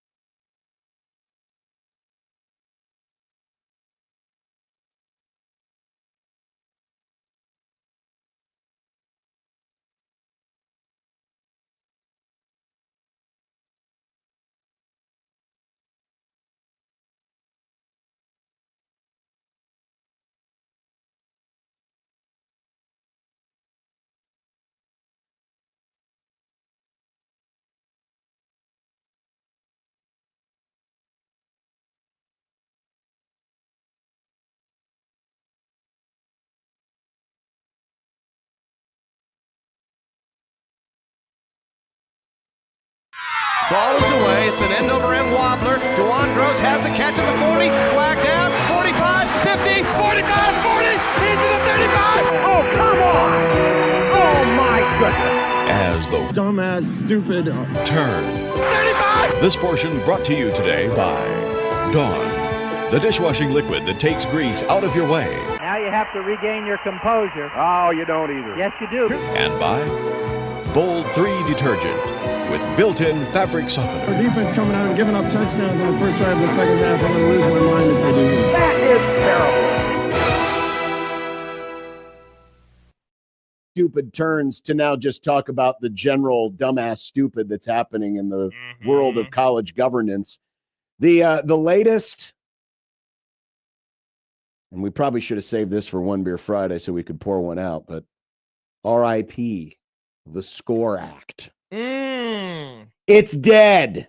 Folks. It got pulled from the voting schedule. And the reason why, well, really didn't have to do as much with the lawmakers didn't like it. But did you hear about this? That it was, recently, stick to sports, get the drops ready. There's been a Supreme Court ruling that had to do with congressional districts. I've seen this. Yes. Members of the NAACP and the Congressional Black Caucus have unleashed a barrage of criticisms against SEC university leaders for remaining silent as their state lawmakers pursued attacks on the Voting Rights Act. Thus, the Congressional Black Congress said, we ain't voting for your SCORE Act, even though it has nothing really to do with that. But it's typical Washington politics. You want something done, but you didn't do something for us, and so we're not going to do something for you. Of all of my opinions that I've said over the years that I feel like have aged the best, the one that I feel strongest about is not expecting any help from Congress on anything in relation to college sports. I am always on this train. Whenever it comes up, I always say there's no way in hell this is going to get through. And then people try to tell me, no, this could be the time. Maybe they're going to help this time. And for a variety of reasons. In this case, it's this reason. Other times it's just, well, we didn't get to it. So I look forward to whatever the next act is that has a fun name, the Football Act, the NIL Act. I'm going to say no way it'll happen. College sports is going to be a lawless wasteland forever. Forever. Well, that's what it's always been. Why is it going to change? Well, and I apologize if I'm saying his name wrong, but I think it's Jerry Moorhead or Jere, Jere. He is the president at Georgia. Had this to say today after an athletic board meeting, because the SEC is now having their meeting. Is this about the championship game? No, this is not about the playoff. Okay, because he had another quote about why doesn't Alabama just have played Georgia for the Natty? Well, why don't we just make the SEC the Natty? Because you can't win in the playoff, bro. True. What else did he say? What did Jere say? If we don't get federal legislation, in my opinion, we're going to have to do this conference by conference because we can't allow the Wild West to continue any longer. I'm prepared next week in Destin, Florida, that's where the SEC is meeting, to be ready to vote on creating an SEC mechanism. Beware the SEC mechanism. We just cannot continue down this current path. We have waited months and months for Congress to act, and it hasn't occurred yet. It'll happen next time, Jer. It will, I promise you. Well, his name's Jerry. I'm going to call him Jer. And this is on the heels of what the Big Ten was talking about this week, that they need to start looking into just saying, hey, we're going to govern this ourselves. We're going to set our own boundaries. We're going to be our own enforcement when it comes to NIL and how much cap you have and all of that stuff. We're just going to do this ourselves and, let it go wherever it goes. And that means if we're going to allow our schools to have $50 million roster caps, then so be it.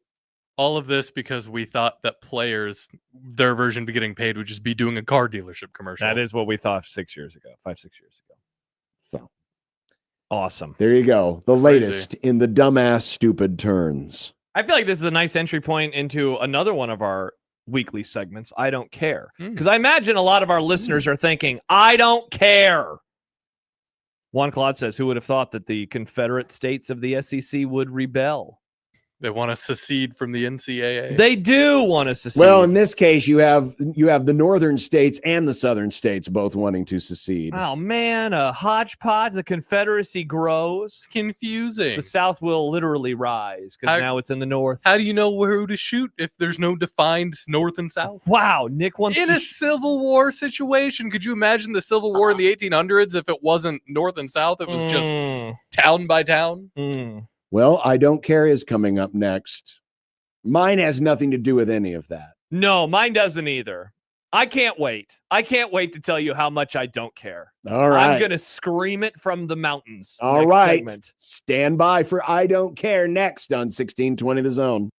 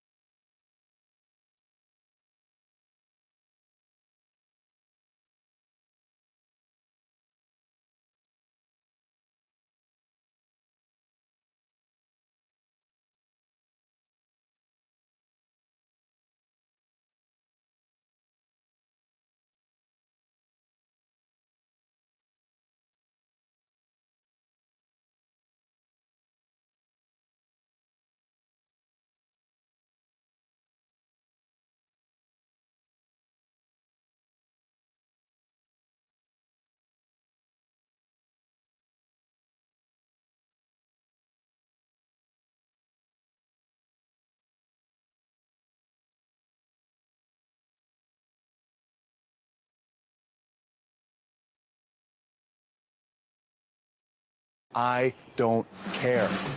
I don't care. I don't care. I don't care. I don't care. I don't care. I don't care. I don't care. I don't care.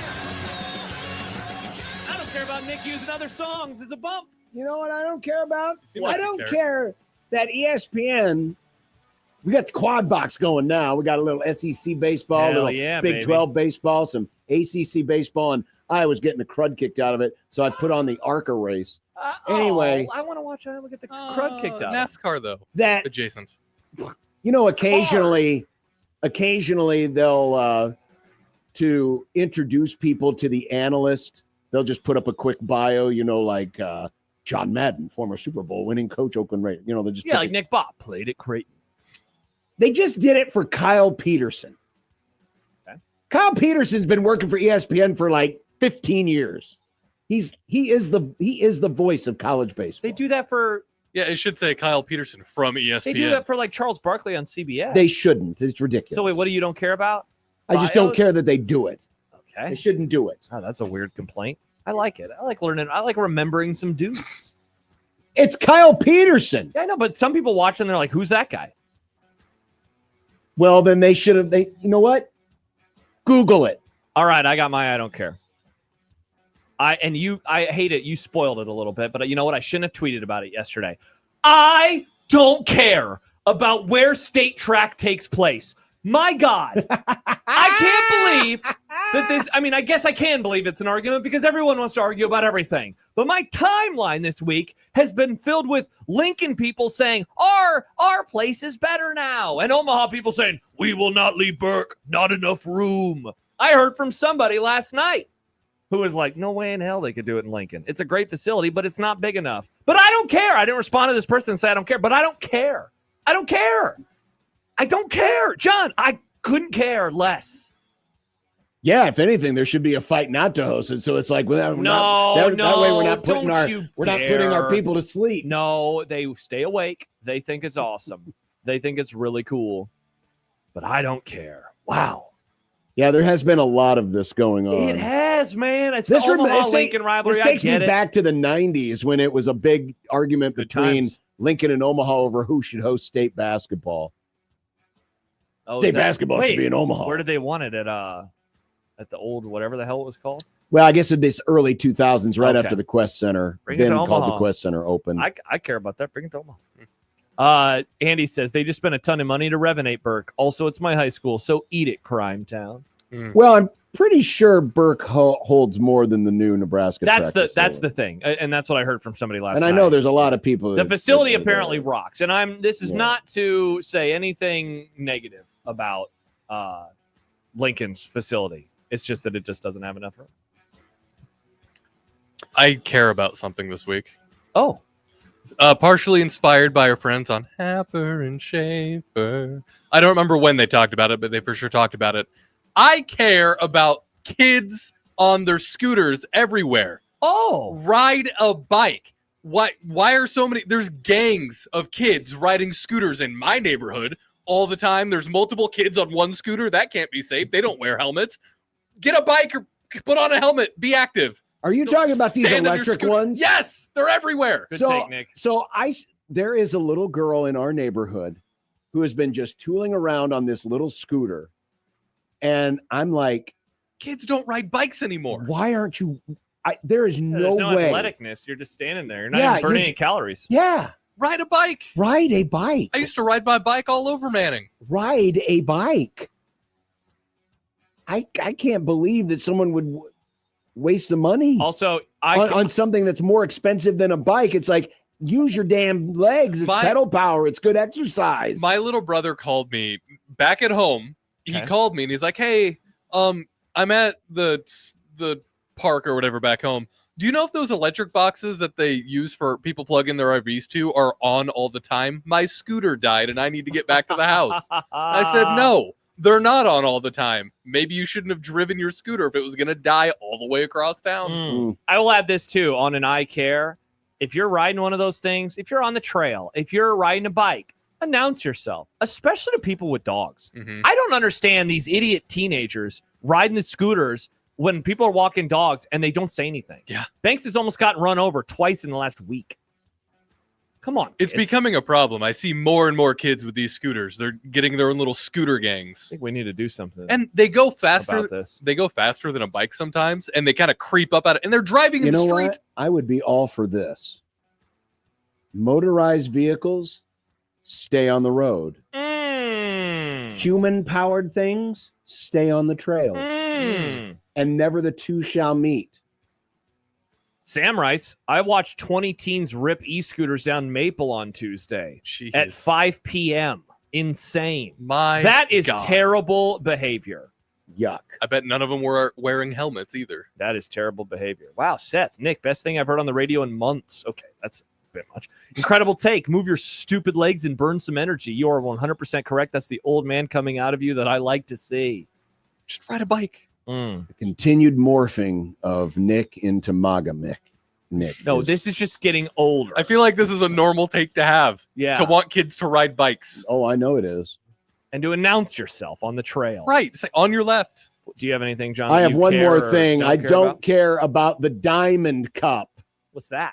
The Diamond Cup is apparently the latest, greatest thing to try to get people to care about college basketball in November.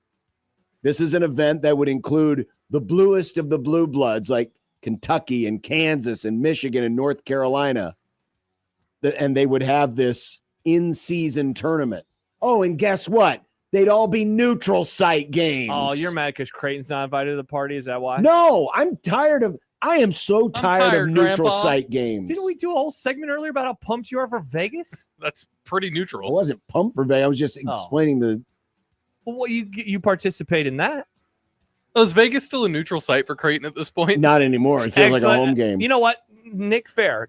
John, I acquiesce back to you. I would, if I were president, one of my executive orders would be colleges have to now play on colleges. So you would get rid of any of the holiday tournaments? Those are canceled? Until we can study this dumb bill. Until we can get people to control themselves, I'd just be like, you know what? We're canceling all the neutral site games. We're making you play on campus again and appreciate the beauty of being in your own homes. Wow. Not what I expected. We have a neutral site epidemic in this country. No, I definitely don't disagree with you there.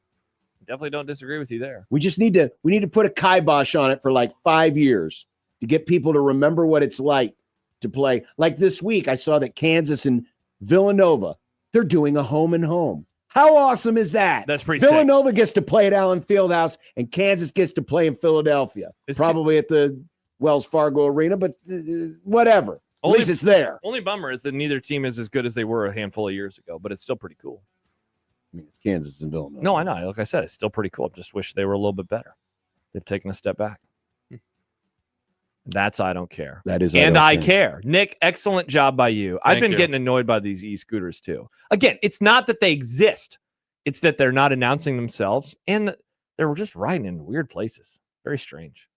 Seeing two children on one scooter makes me nervous. Like if you wipe out in front of my house, I have to do something. You know, I about saw a that. kid almost. People used to double dip on the bikes too. I almost saw a kid eat the curb the other day, and I was like, "Oh man, this would have really taken a lot out of my evening. I would have had to call the cops and had to deal with it. Ugh, thank God." John, I would argue that riding on your friend's pegs has nothing to do about. This kid could have gotten hurt. It's like, oh, my day would have been inconvenient. I always think about that when I'm running around the trail in wintertime, but it's like post-winter, but there's still ice, and I see the yahoos out on the lake. I'm always like, if they fall through, I'm gonna have to stop. I would argue, John, that riding on your buddy's pegs, not getting pegged by your buddy.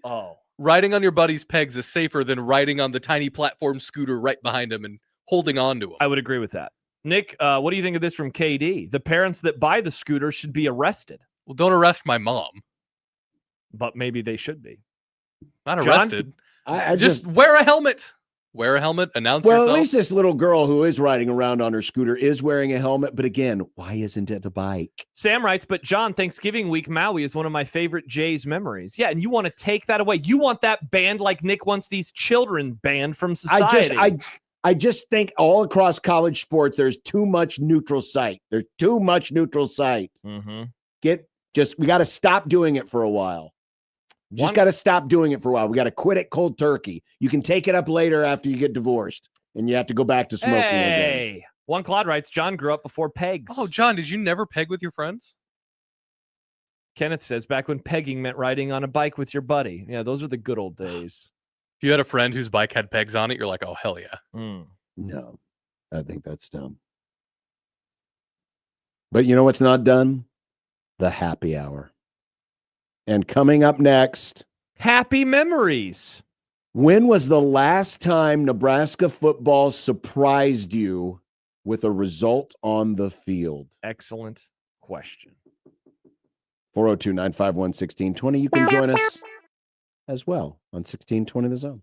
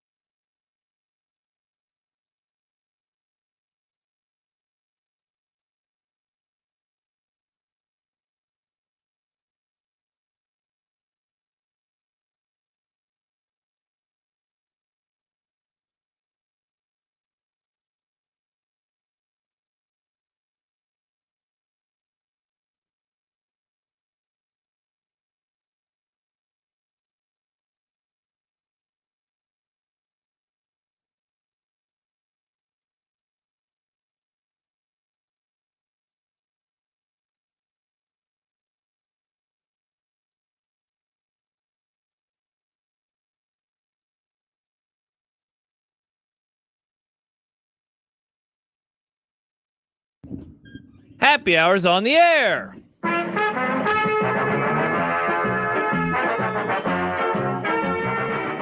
And welcome back. It's good to have you with us on this Thursday. Of course, we're heading into the long Memorial Day week. I've always said this is one of my sneaky favorite sports weekends of the whole year. I love the tournament baseball. Of course, this year, you got Nebraska softball on the cusp of making a Women's College World Series, perhaps. College World Series. We'll be here soon. Well, I'm just talking about this weekend, Memorial Day weekend. NBA playoffs? Sure. And, of course, it's the biggest racing weekend of the season. You got Indy, you got Coke 600. Though I just remembered today, they're not doing the Monaco. Yeah, they're doing Canada. They moved Monaco because all the Indy people were like, but you can't have two races at one time, even though Monaco happened at like 8 a.m. our time, and then Indy didn't happen until noon? I kind of liked getting up early on Sunday and watching the Monaco. Yeah, it was even great. though it's a boring race. It's a terrible race, but you get up, you watch Monaco, you watch the Indy, and then you can watch the Coke 600. It was the best day of racing. It was. But as we bring you back here on this happy hour, some urgent breaking news. Kyle Busch has passed away. The two-time NASCAR champion died unexpectedly today at the age of 41. There was reports that came out earlier today that he had been hospitalized, but there had never been nothing was specified as to why. There was just implication that he was hospitalized with a serious illness. And now a joint statement from NASCAR and Kyle Busch's family has announced that Kyle Busch has died at the age of 41. Awful. An article from The Athletic mentioned that a couple weeks ago, he had a pretty serious cough. And he thought he was getting over that. So from his account, the family just tweeted a statement. Kyle has that was from that was from this morning. Yeah, a severe illness resulting in hospitalization. Man, awful. Yeah, very surprising news. Very shocking news. And of course, certainly one of the more polarizing. He was the kind of guy that people love to hate because he just had an attitude about him. He was aggressive. For a while there, he was winning all the freaking time. And then, of course, later on, and you see this with a lot of people, if they were disliked early on, as they get older and become like the old man of the sport, you start to get more fans because they they remember the good times. And so it kind of changes. They go from being heels to faces, and I thought Kyle Busch had started to become that. A lot more people had started to like him and wanted to see him win again because they hadn't seen him win in a while. It's a really weird dynamic how it works sometimes. When I was growing up, because I grew up in mostly the chase era of NASCAR, Kyle Busch's first season was 2004-ish, 2003, 2004. Yeah. He was, before I started hating Jimmy Johnson, he was like the first driver that I went against for whatever reason, probably my dad. But I mean, like you just said, as I've gotten older and as he's kept racing, I've started to look back at his achievements because he's a great driver, obviously great racer. The one NASCAR race my dad and I ever went to was at Iowa Speedway. I don't even remember what year, but Kyle Busch was driving the Monster Energy car and he ended up winning that race. And it was really cool to see that in person, seeing him win. He is pretty awful. He is when you add the other two series, of course, there's the Cup Series, which is the highest series. There's the O'Reilly Auto. It's now called O'Reilly Auto Parts Series. That's the AAA level. And then there's the Truck Series. He has over 200 wins. Even his last race, 234 wins in the three. That's most all time. His last in the sport. Was it truck race at Dover? He won that race. He won. He recently won. Yeah, he won his last truck race. So just getting this word down over the break, Kyle Busch, two-time NASCAR champion, dead at the age of 41. So awkward transition, yeah. But I mean, obviously we have to acknowledge, the big story that's happening this hour. But I was thinking about this yesterday, and that is that if Nebraska is to make a jump this year, they're to make a jump, in my opinion, a jump would mean a 9-win season. 9 or better. 9 or better is definitely a jump. I'm not saying they have to make a jump or else, Matt Rule's in trouble. I'm just saying if we're going to classify 2026 as a year where Nebraska football made a jump. 8-4 is a step, 9-3 is a jump. Yep. Yeah. I think that makes sense. If they get there, got a step before you can jump. They're going to have to pleasantly surprise Husker fans in at least a game. Because if you think about it, there's the 3 games against the playoff teams, last year's playoff teams, Indiana, Oregon, Ohio State. You also got Iowa on there. On the road. Winning any of those games, I think today, if we were to look at it today, 5:00 in the afternoon on May the 21st, we would look at it as a surprise, pleasant surprise. 9-3 means let's just use those 5 teams, and hell, throw Washington in as well. But I think the 5 is suitable. 3 playoff teams, 2 road games against Iowa and Illinois. It would mean some combo of 2 and 3 against those teams. So at least 2 and 3, because maybe you lose to one of the lesser teams and you go 3-2 against that group. So you're getting at least 2 wins out of that collection of teams. And again, maybe it's one of the playoff ones. Maybe it's Iowa. Maybe it's a combination. Maybe it's just Iowa and Illinois. But those are road games against teams that have had Nebraska's number. And in particular with Iowa, they've only lost to you 1 time in the last decade.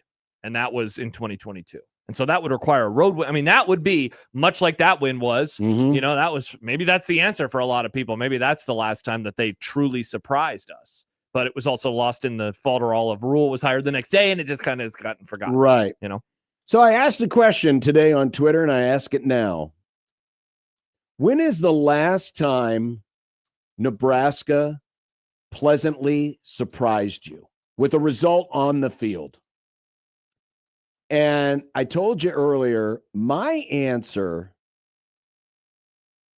because I'm thinking about where I was in the moment and how I thought about the game going in.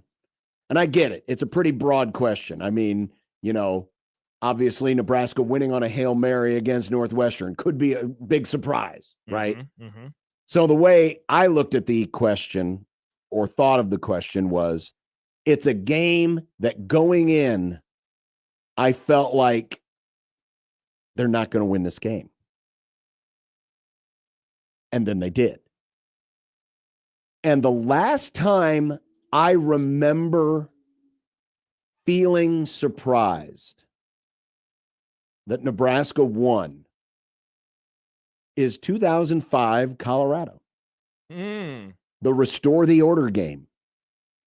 That's the game. That was a game where it was because Colorado had already clinched the North. Not that they were a great team because they were about to get eviscerated by Texas the following week.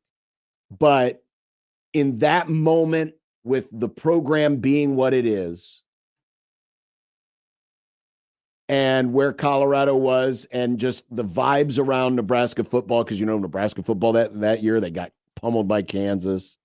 They were just kind of there, Well, they weren't as bad as 2004, but they really weren't like they didn't really wow anybody. Well, in the game before, they had played Kansas State. They finally won. They finally clinched a bowl berth, but it took weird extenuating circumstances. Zach Taylor gets knocked out. Harrison Beck burns his red shirt and comes in. They're coming off of I believe a 3-game losing streak before that. And yeah, I mean, of all the games where people expected Nebraska to beat Colorado in that era, that wasn't one of them. And I get it. Nebraska's had other upsets. One of the popular answers that was out there was Michigan State in 2015. And certainly, Tyler just texted that. Certainly how they won it was a surprise. I just don't remember feeling that shocked about it. Well, part of it was it was a home game. It was a night game. The point spread was super small. It was a small point spread, and I wasn't overly enamored with that Michigan State team. I didn't think that Michigan State team did not look like a playoff team, though they ended up being a playoff team. I have no proof of this because it's a podcast from 11 years ago, but we talked about it that week, and you and I both thought Nebraska had a chance to win the game. And so while I don't know if I picked them to win, I thought that they could. And so it was a surprise only in that I didn't think that they would, but I definitely thought it was a large possibility. I thought that there was going to be a lot of Oregon response in there, but was there Oregon 2016 response? Because I thought that was a game that I thought they were going to win. That week, JB says either 2015 Michigan State or 2016 Oregon. And I thought they were going to win the Oregon game.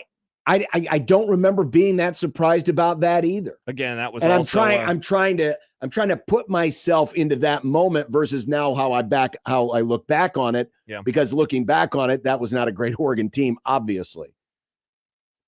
But I just watching the game, sitting there watching the game, being genuinely surprised by the result. And again, Colorado 2005 is the last one that I remember being pleasantly surprised that they won.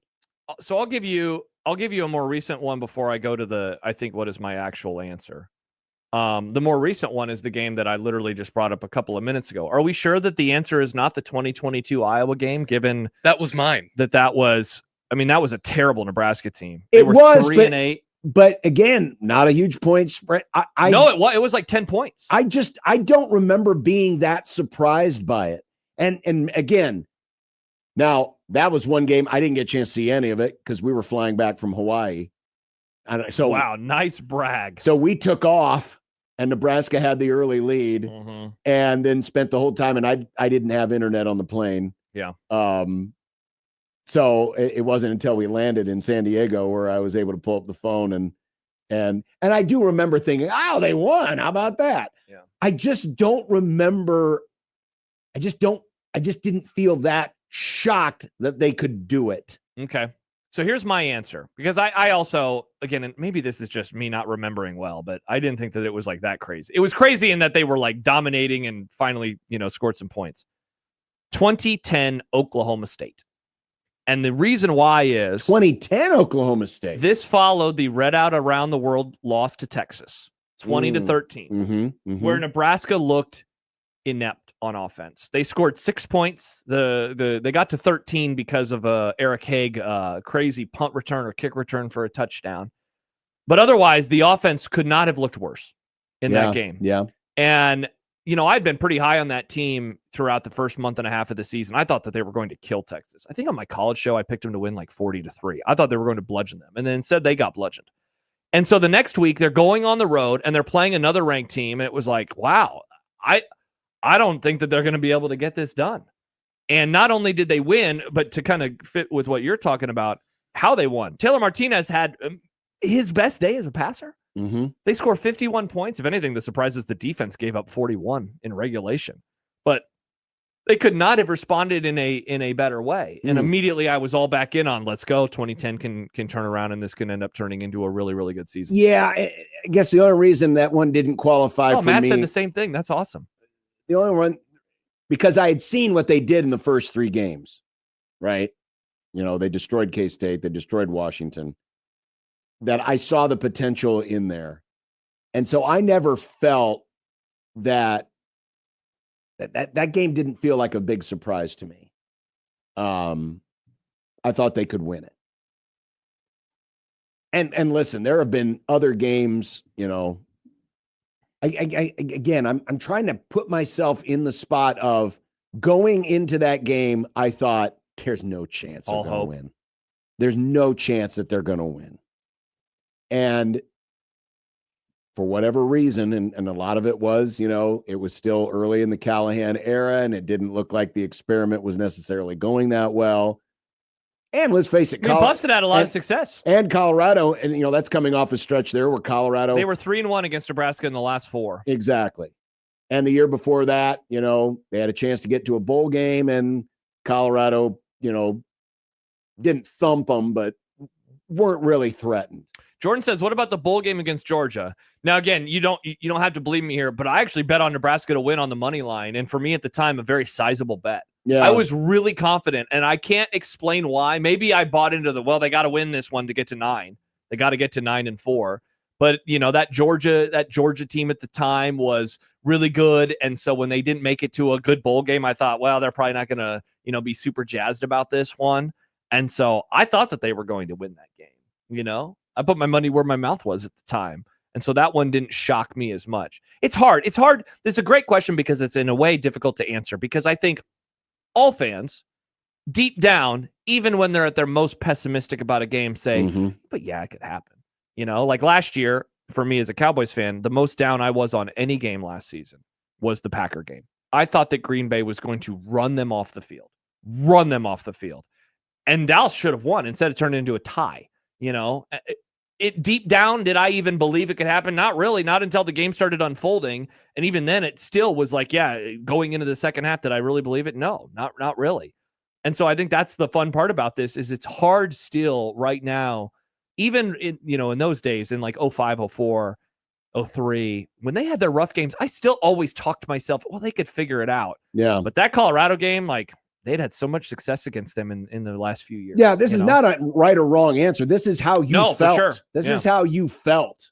And you're like, wow, I am stunned, pleasantly surprised that this happened. So that's why even like Robin's answer from last hour, I thought was a good one because which one did he say again? It was Wisconsin when they clinched the bowl bid. That's a great one. Yeah. And it wasn't necessarily that they won.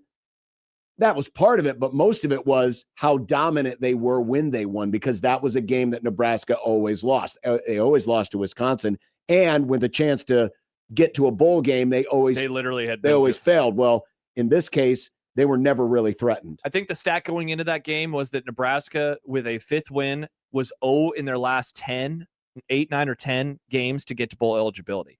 And they were coming off of 4 straight losses that season, where again they started 5-1, and suddenly they're 5-5. And that was the whole MAGA tomato, the MAGA hat situation or whatever, eating a tomato. Like that was that game. And you get to that point of the stretch, and I think that's a good pick from Robin. They were a better team than Wisconsin, and so I think going in, the only thing that I can remember now, a year and a half later, was I would be shocked just because they always lose to Wisconsin, but they were the better team otherwise. Hollow Point trying to bring us down. What a sad question. Pleasantly surprised by a Nebraska win. It used to be name a loss in the last decade that pissed you off. Yes, that's not we can't do that anymore. We can't. We could do a game that pissed you off. We have, but there are many. There are lots of options. Leroy says last year's Maryland game. I really thought this was a turning point for them. We didn't quit and won a rough game on the road. The wheels fell off the team.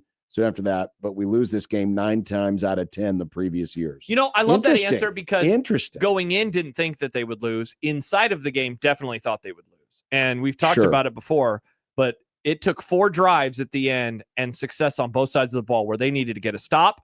They went down and got a field goal. They needed another stop. They went down and got a touchdown. Like that is stuff that does not happen. I think Platt Cat is trolling. He said it's a screenshot. I saw this of North Dakota when they came back against Scott Frost and tied the game. It's bad. Platt Cat said, at this point, I was fully convinced North Dakota was going to do it, so I'll go with a hard-fought FCS win in 22. Yeah. Yeah. A couple of people have said the Colorado win. Which one? Last year. In 24? Or 20, the 24 Colorado win. Wow, that's some real pessimism. I thought they were going to kill them that day. Oh, yeah. You and I were all in on they're going to blow them out. Yeah, I didn't. Jordan has a good one. 2012 Michigan State for how the last minute went.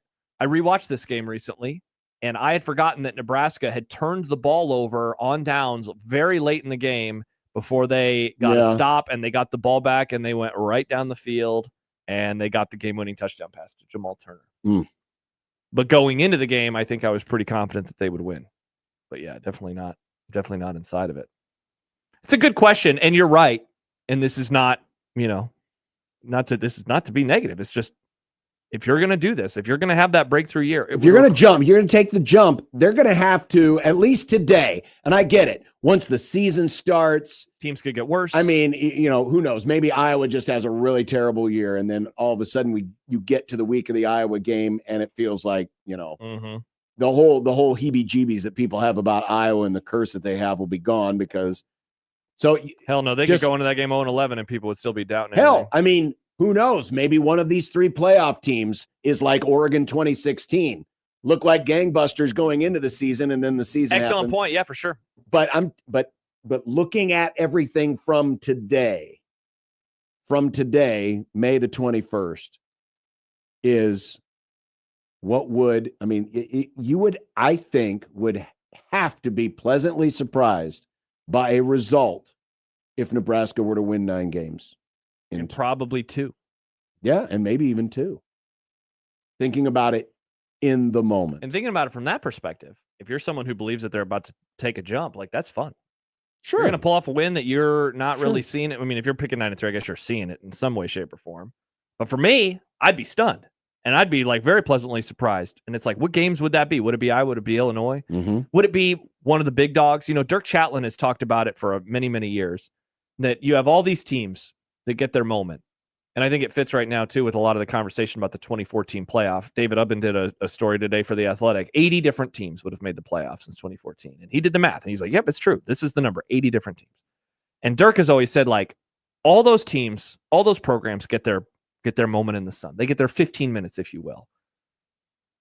You know, the last time Nebraska beat a ranked team, think of all the teams that have beaten ranked teams. And a lot of the times those games are upsets, right? And Nebraska hasn't had that, which is wild because as bad as basketball was before the last few years, even they've done it. They beat top 5 teams. They beat top 10 teams. You know, Creighton has how many number 1 ranked wins under their belt? Creighton has never really challenged for a number 1 overall ranking, and yet they have those kind of pelts. And yet Nebraska football, they've never had that day. They've never had the day where the sun is shining on them at the exact right moment. And so, look, I mean, we'll do it for the next 3.5 months. There are ways in which they can get better, and these coaches and these players, whatever it is, needs to have a much better 2026. But also, you sometimes need the ball to go your way one of these days. Yeah. You need the field goal to find its way in, or the opponent's field goal to find its way out. And Nebraska just has not had it go their way. And like in a mathematical way, it's impossible. It's like 1 in X amount of chances that this exact stretch would happen, and it doesn't really make a whole lot of sense. Can they figure it out? By the way, Gideon Pillow Wade IV is at it again. Second recruit in as many days off the offensive line. 3-star KD Jones from Loganville, Georgia, commits, beating out Georgia Tech and Kentucky, among others. He had about 30 offers. So there you go. Jeep Wade with a second offensive line commit in as many days. A second commit has hit the line room. A second commit has hit the line room. I go back to what I get it. This is recruiting. You know, what they do on the field is an entirely different thing. But I am most excited for Jeep Wade this year. This year or beyond this year? This year specifically. Certainly long-term could be that way as well, but certainly this year. To see what kind of a change in attitude and in performance we get from the offensive line. Because of what he has done in the past, the players that he has brought in, and he's got some good momentum on the recruiting trail. Not that that's going to translate to this year in terms of success or failure. Not with this guy, yeah. But he is the one that I think holds the linchpin to whether or not Nebraska does make that jump. I think if this offensive line turns out to be really good, I think that jump could happen. Because that takes a lot of pressure off a lot of things. And maybe makes the running game better than most people think it's going to be. Most people outside of the walls of the program, they're pretty confident that they have going to have a good running back room. But for people outside the program, highly skeptical of the run game. But if that offensive line kicks it into gear, could be some good things coming. Speaking of good things, Nick Grimm's reading skills. Yeah.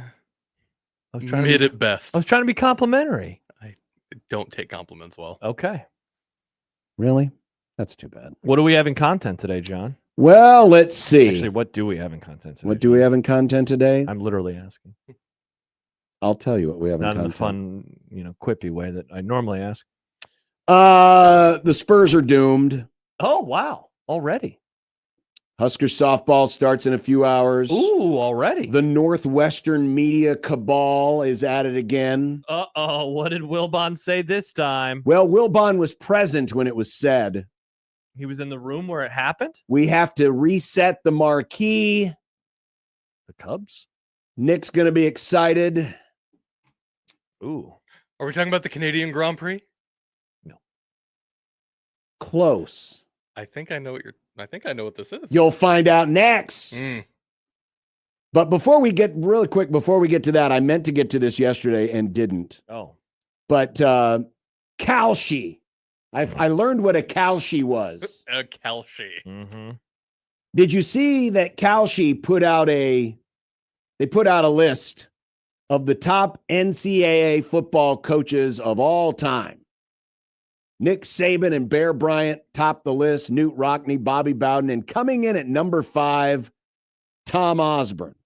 Now, I'm not here to argue the list. Some people in the mentions when I posted this were arguing about, well, where's this guy? And where's this guy? And this guy should be higher. This list is invalid. Screw you, Kalshi. The list is invalid because what in the hell are they using for a thumbnail photo of Tom Osborne? It looks like AI Jimmy Johnson. Oh, I was going to say it looks like Mike Johans. It could be AI Mike Johans. They got all of the other faces correct. But what the face that they assigned to Tom Osborne, and I tried to zoom in on it, it's not the best picture quality in the world, pixelated, but it looks nothing like Tom Osborne. It looks like someone down with Kalshi plugged into AI. Hey, what Tom Osborne? Or do you think they just Googled Tom Osborne and they found a guy named It might be Tom a real Osborne? estate agent in Toledo. He kind of looks like a real estate agent from Toledo. That guy would definitely sell you a home 10% above market price. Mm-hmm. And these are the people that want to sell me on Matt Rule being coach of the year. Exactly, those kind of people. They want to predict you on it, John. Matthew and Jordan say that it looks like Mac Brown. Mac Brown. Let's take a look at that again. You know what? It could be. That might be Mac Brown. It could be. And that guy would love selling you things. That's what they always call him. Yeah, he's a huckster. Yep. Content next. 1620 The Zone.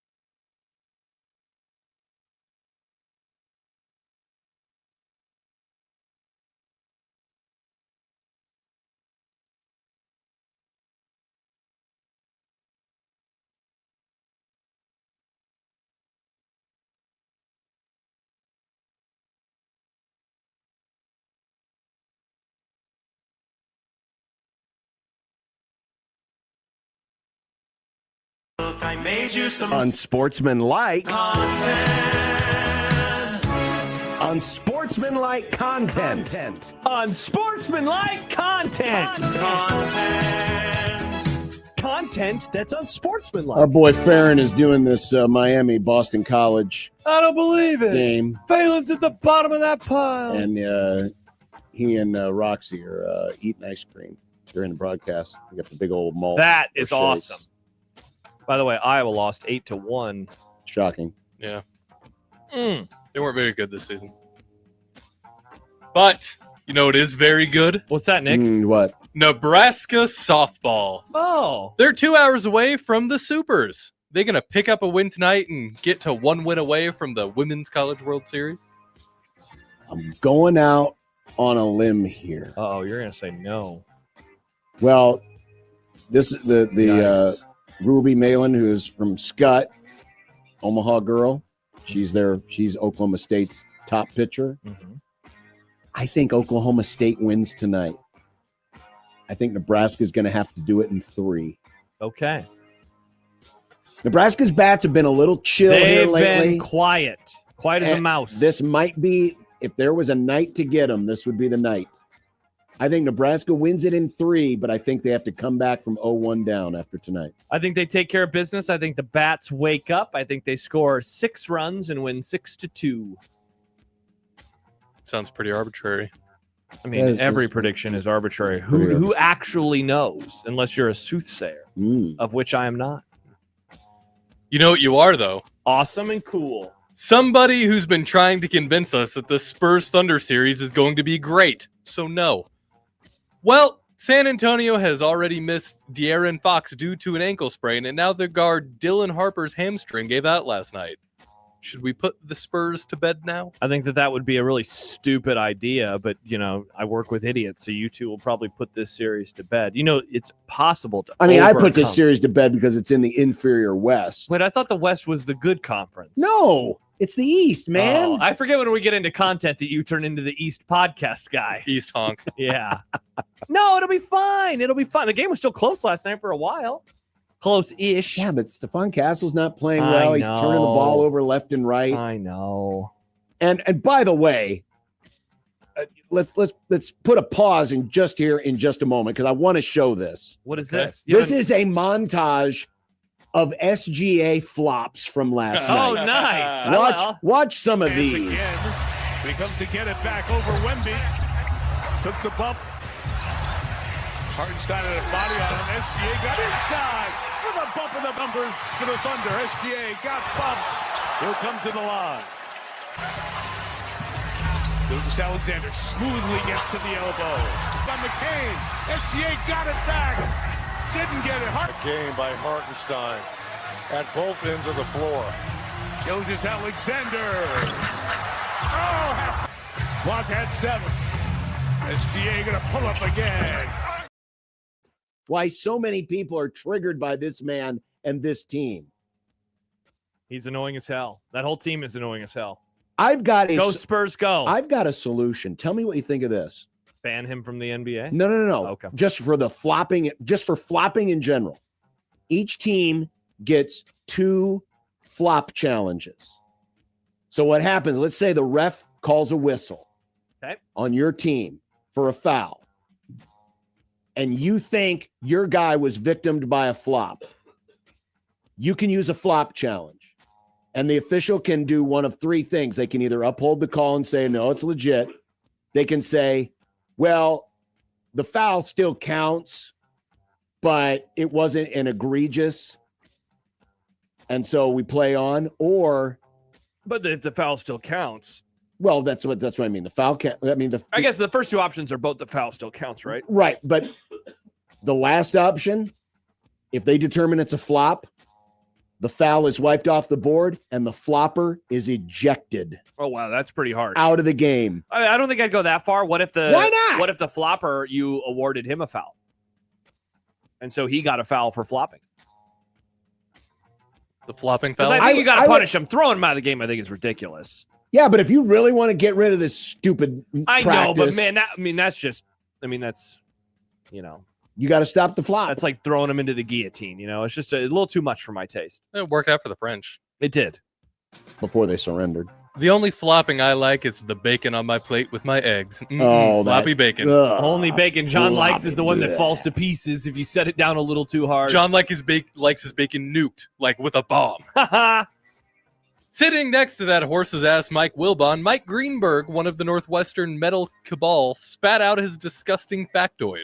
Like 12 to 15 minutes in our second hour today to continue this conversation. And very quickly, just to make the point that Michael made, going back to 2014, if there had been 24 teams in the playoff, Northwestern would have made it 4 different times. I'm all for that. And I will mention to Will Compton, if he's watching, Nebraska would have made it 0 different times.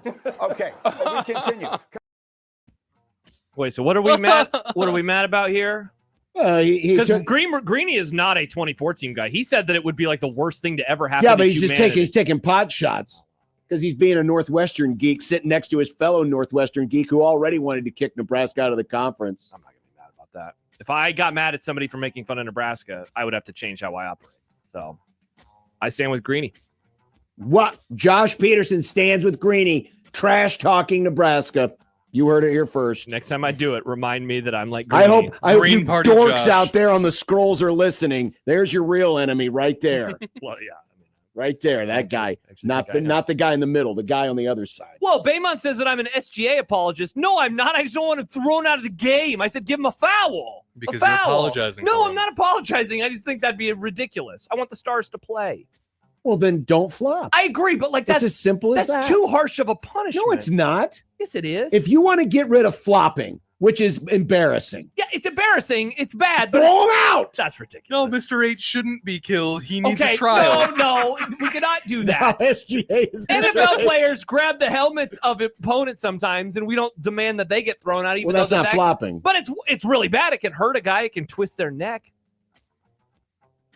You guys are crazy. I love this. I love this rule. You're the Mr. H apologist. Oh, right. Settle down. Reset the marquee outside Sanford Stadium. It's been 0 days since Georgia Bulldog or UJ football alum has been arrested for a driving offense. Eagle star and former Dog Nolan Smith was arrested for doing 135 miles an hour in Georgia, nonetheless. Is it too late for an intervention? You cannot.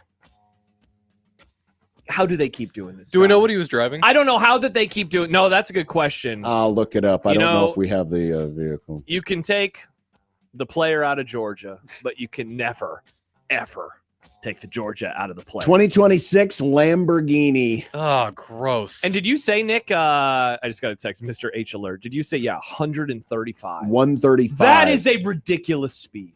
I cannot fathom driving that fast on a regular road. And I know some Yahoo's probably listening around. I do it all the time. It is Well, kind you're of an idiot. slow You're in an a idiot. Lambo. Kind of see Nick is one of None these of you idiots. have any business doing 135 on the road. On the public road. You In want a to do that? Lamborghini? Go rent a racetrack and go out there and kill yourself to your heart's All content. right, you said it about SGA. Kick him out. Sorry, Nolan. You're out of the NFL. We're removing you from the league. We got to prove a point with these players, John. And the Eagles should be fined, and we should take a draft pick or two away too. Oh, that's too far. But a flop is get him out of the game forever. Yeah, just eject him from that game. Chance writes, Greeny not liking Compton is the most relatable thing about him. I think John Bishop here for Will Compton. I think he likes Compton. Who? Green. Yeah, he'd probably just. That's why he's teasing him. Yeah. Just- If you're going to break laws in an expensive Italian supercar, why would it be a Lamborghini? Oh Get my a God. Ferrari. You're so obsessed with this. Ferraris Why are not better. a McLaren? Lamborghini, well, that's not Italian. Why not a Ford? Lamborghinis are designer cars. Why not a Chevy? Because the car would break at 135. Why not a Volkswagen? Speaking of Mr. Show H. me a Volkswagen supercar. Speaking of the Peach State, Georgia men's basketball picked up a $10 million. Picked up what? Oh, wow, that's weird. Picked up a $10 million from Adam. Picked up $10 million. Oh, Okay. From Adam Wexler, founder of DFS operator Prize Picks. To quote Star Wars Episode 1, I'm not going to do it with the accent, though, because that's problematic. It's an alien. You're not allowed An to alien say... who sounds suspiciously like an Asian stereotype. Oh, good grief. Is he that does? legal? I never thought he did. I just thought he sounded like an alien. He just sounded like an idiot. I'm sure you think Watto sounds okay, too. Okay, now that he is problematic. I love Jar Jar's Now accent. we know why Disney screwed everything up, is to We keep can't do people Jar from Jar? getting mad. Misa, you can't do Jar Jar? You shouldn't do Jar Jar. Why not? Who is he supposed to be? Oh, my God. He's an alien. Hmm. What? I don't even know what race he's supposed to be. That makes you problematic because you do. This is ridiculous. I seriously don't know what. Anyway, almost as ridiculous as this. what's illegal for Adam Wexler giving $10 million? I mean, the issue that I have. I mean, a DFS donating $10 million. I mean, it's just all kind of icky. This guy's donating to a college, even though we just had this whole thing with Sorsby, Daily Fantasy Sports, money. It's just icky. To me, it's icky. So what if it's someone who runs a chain of weed stores? No, that's not icky. That's cool. Oh, that's okay, but not gambling. Well, that's not the integrity of the game is not affected because of marijuana. What if someone is high and forgets the play call? I mean, yeah, that's on them, I guess. That's a personal choice. Sorry. Chance wrote Little Annie, which made me laugh. Hasbro has a licensing deal with F1 to make an F1 themed Monopoly game. Is it too late to add this to my wedding gift registry? What on earth? So we talked about this last night on Formula Friday. Instead of when you pass go on a Wednesday, you don't get $200. You win the stint, and then there's it's basically not Monopoly. It's Is weird. it even Monopoly? It's it doesn't feel like Monopoly. Like you race But across it is the Monopoly. season. Sorta, mechanically, kinda. No, but I not meant really. like it's called Monopoly. Yes, it's called Monopoly, but it doesn't play the same. It seems like it doesn't play the same. Oh, as so it's not Monopoly. going to play the same? I thought it was just Monopoly, but using Formula One pieces and Formula One street name. You know what I'm saying? Yeah, no, they Track have names. F1 tracks, but like I said, when you pass go, that's kind of how you win the whatever. It's not. It's like doing laps. Well, it's not like there's the first problem. You said pass. John. They Got do it. that now. All right, so I'm trying to figure out what the board game. I'm confused by what Nick is saying. Like, what happens when you pass go? You don't get $200?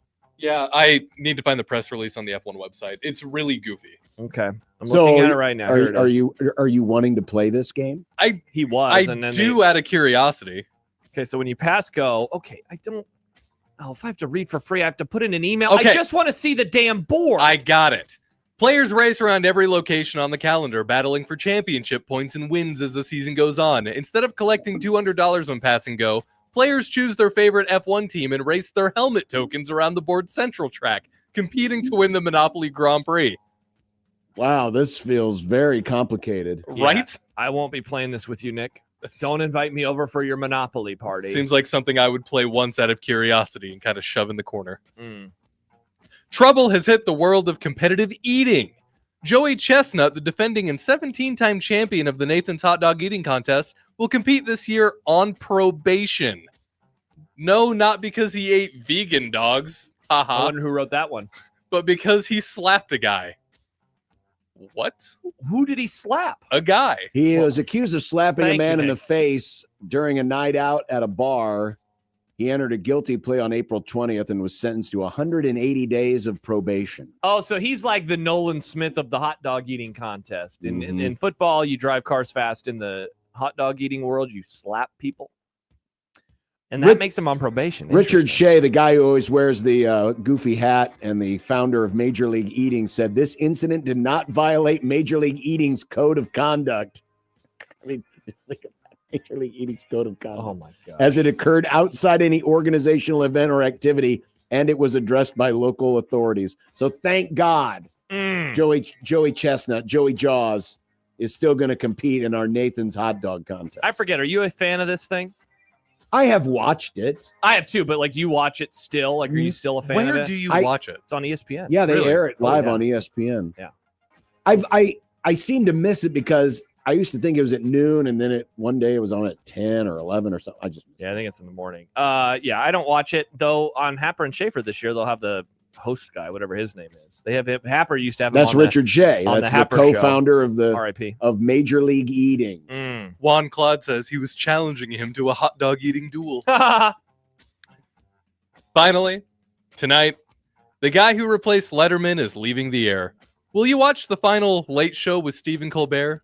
Were you even aware that tonight was the finale? I was not until Monday when I heard it mentioned on something. It might have been on a podcast. I think it was on a podcast. And it was like, yeah, Colbert's final shows this week. I don't know. I mean, I never really watched the show. I like Stephen Colbert, but I don't watch late night television. So, well, neither does most of America. no, exactly. Yeah, we talk about it. We've been doing this for years. We talk about late night TV way more than we actually watch late night TV. It still gets lots of clicks, but no, probably not. I will be winding down after watching the NBA.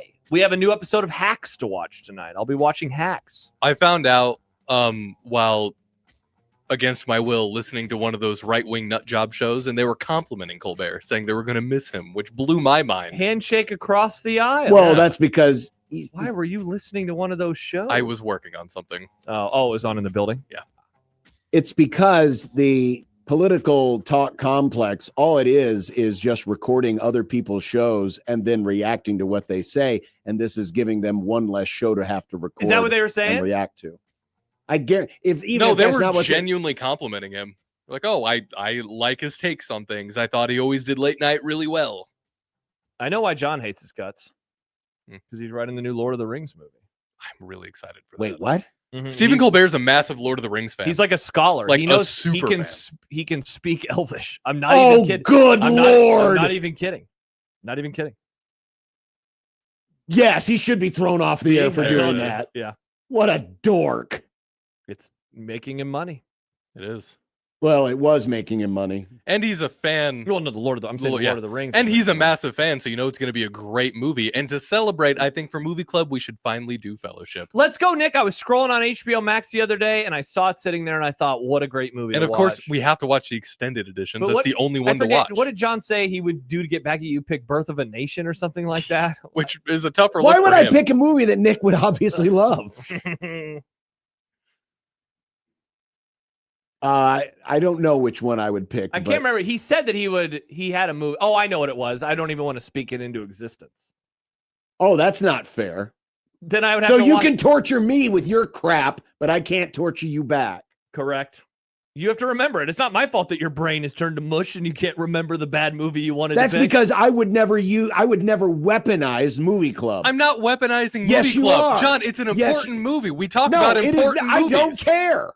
No, well, I guess I don't care. Damn it, it is a Thursday. I don't care if it's important. It's important to you. It's not important to No, me. it's important for society, for culture. It is not important to society. Society would be just fine if Lord of the Rings never existed. But it wouldn't be the same. It had Oh, cultural no, it impact, wouldn't be John. the same.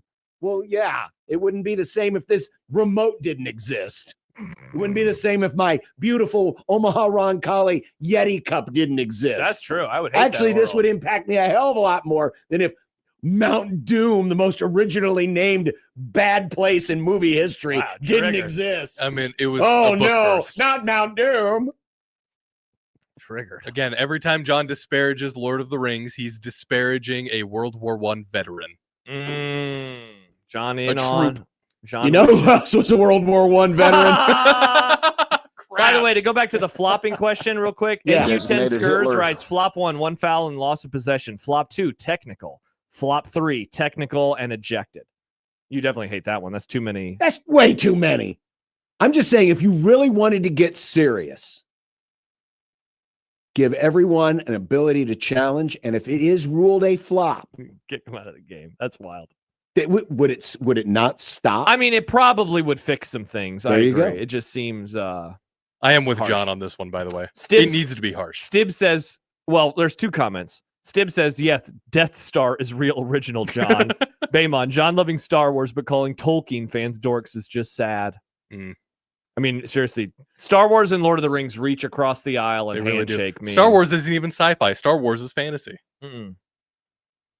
Death Star is not an original name. It's not. But that's what's fun about it. It's very simplistic. But it's cool. X-Wing? Gee, why are they called that? But it's cool. TIE Fighter? Why are they called that? Lightsaber. Crazy. I'm sorry. I'm not. I The don't. Force. I don't need to get into your midi-chlorians. What did Michael call them? The walking movies? I don't need your He walking stole that movies. from a different movie. Michael, that's not an original take from Michael. He stole that from Clerks I don't care 2. if it's original. If no, it but don't works, say it works. Michael. What did Michael call it? No, that's what other people call it. And he's like, oh, that's fine. They do stuff. Kevin People Smith called die. it that. I never understood that. They like kill a lot of people in those movies. They do. Oh, so no wonder you like it. And It's they're full of murder. action Lots of and murder. heart. Well, again, And Star Wars, heart. John. And heart. Yeah, John Hart. Oh, Something you lack. Culture wouldn't exist if it weren't. I'm not for saying culture Lord wouldn't of the exist. I'm Rings. saying it had a significant impact on society and culture. Because it did. Cool. The way movies are made. I think Peter Jackson pioneered some stuff making those movies. Shout out, Pete. Cool. I love Lord of the Rings. Me too. Good picnic if you pick it. I stand with you. One of these days I will. And one of these days I'll be gone. And John will say, Nick, Is that a threat? Nick, you were To right. us or you? No, he would never say it's good. He'd like it and be like, I'm not going to say it. Listen, you guys already have no clue. Every time I pick, oh my God, I can't believe you picked that one. Oh, he's triggered again. Yep. Well, it's stupid. It's apparent. It's obvious you guys don't know anything. You don't. You think you know, but you. I love don't that everybody know. has the reaction and we're all the weirdos. You are. Tell that to Kent. Why don't you yell at Kent every time you pick a movie that Kent he's was surprised by it. Kent was blown away by it. He couldn't believe it. You guys are so weird. This is what it's like living in my world. All these weirdos. Because of all that lead paint as a kid, I think. All that We didn't have lead Lead paint. lead gas. We did not have lead You had lead paint. in everything back in the Lead 70s. salad. We had lead gas. Don't but we forget did your not- garlic lead with your spaghetti. We did not have lead paint. Fries. Our and paint was lead. fine, and I didn't eat glue or No, you sniff glue. sniffed- oh. No, I sniffed the markers that had the That's different fair. fruit smells, Yeah. and then everyone had like blue and red and green freckles around their nose. Oh my Because they God. couldn't figure out how to sniff the marker without accidentally poking themselves with the marker. But those markers did smell really good. It was the dumbest thing too. Why do you invent markers that have a fruit smell? Yeah, you're What really is it? teaching kids the wrong message. It We really had those doesn't too. make any sense. Yeah. It's just silly. You know, it's not silly. Dinner. What's for dinner? And I just found out what's for awesome. dinner on 1620 The Zone.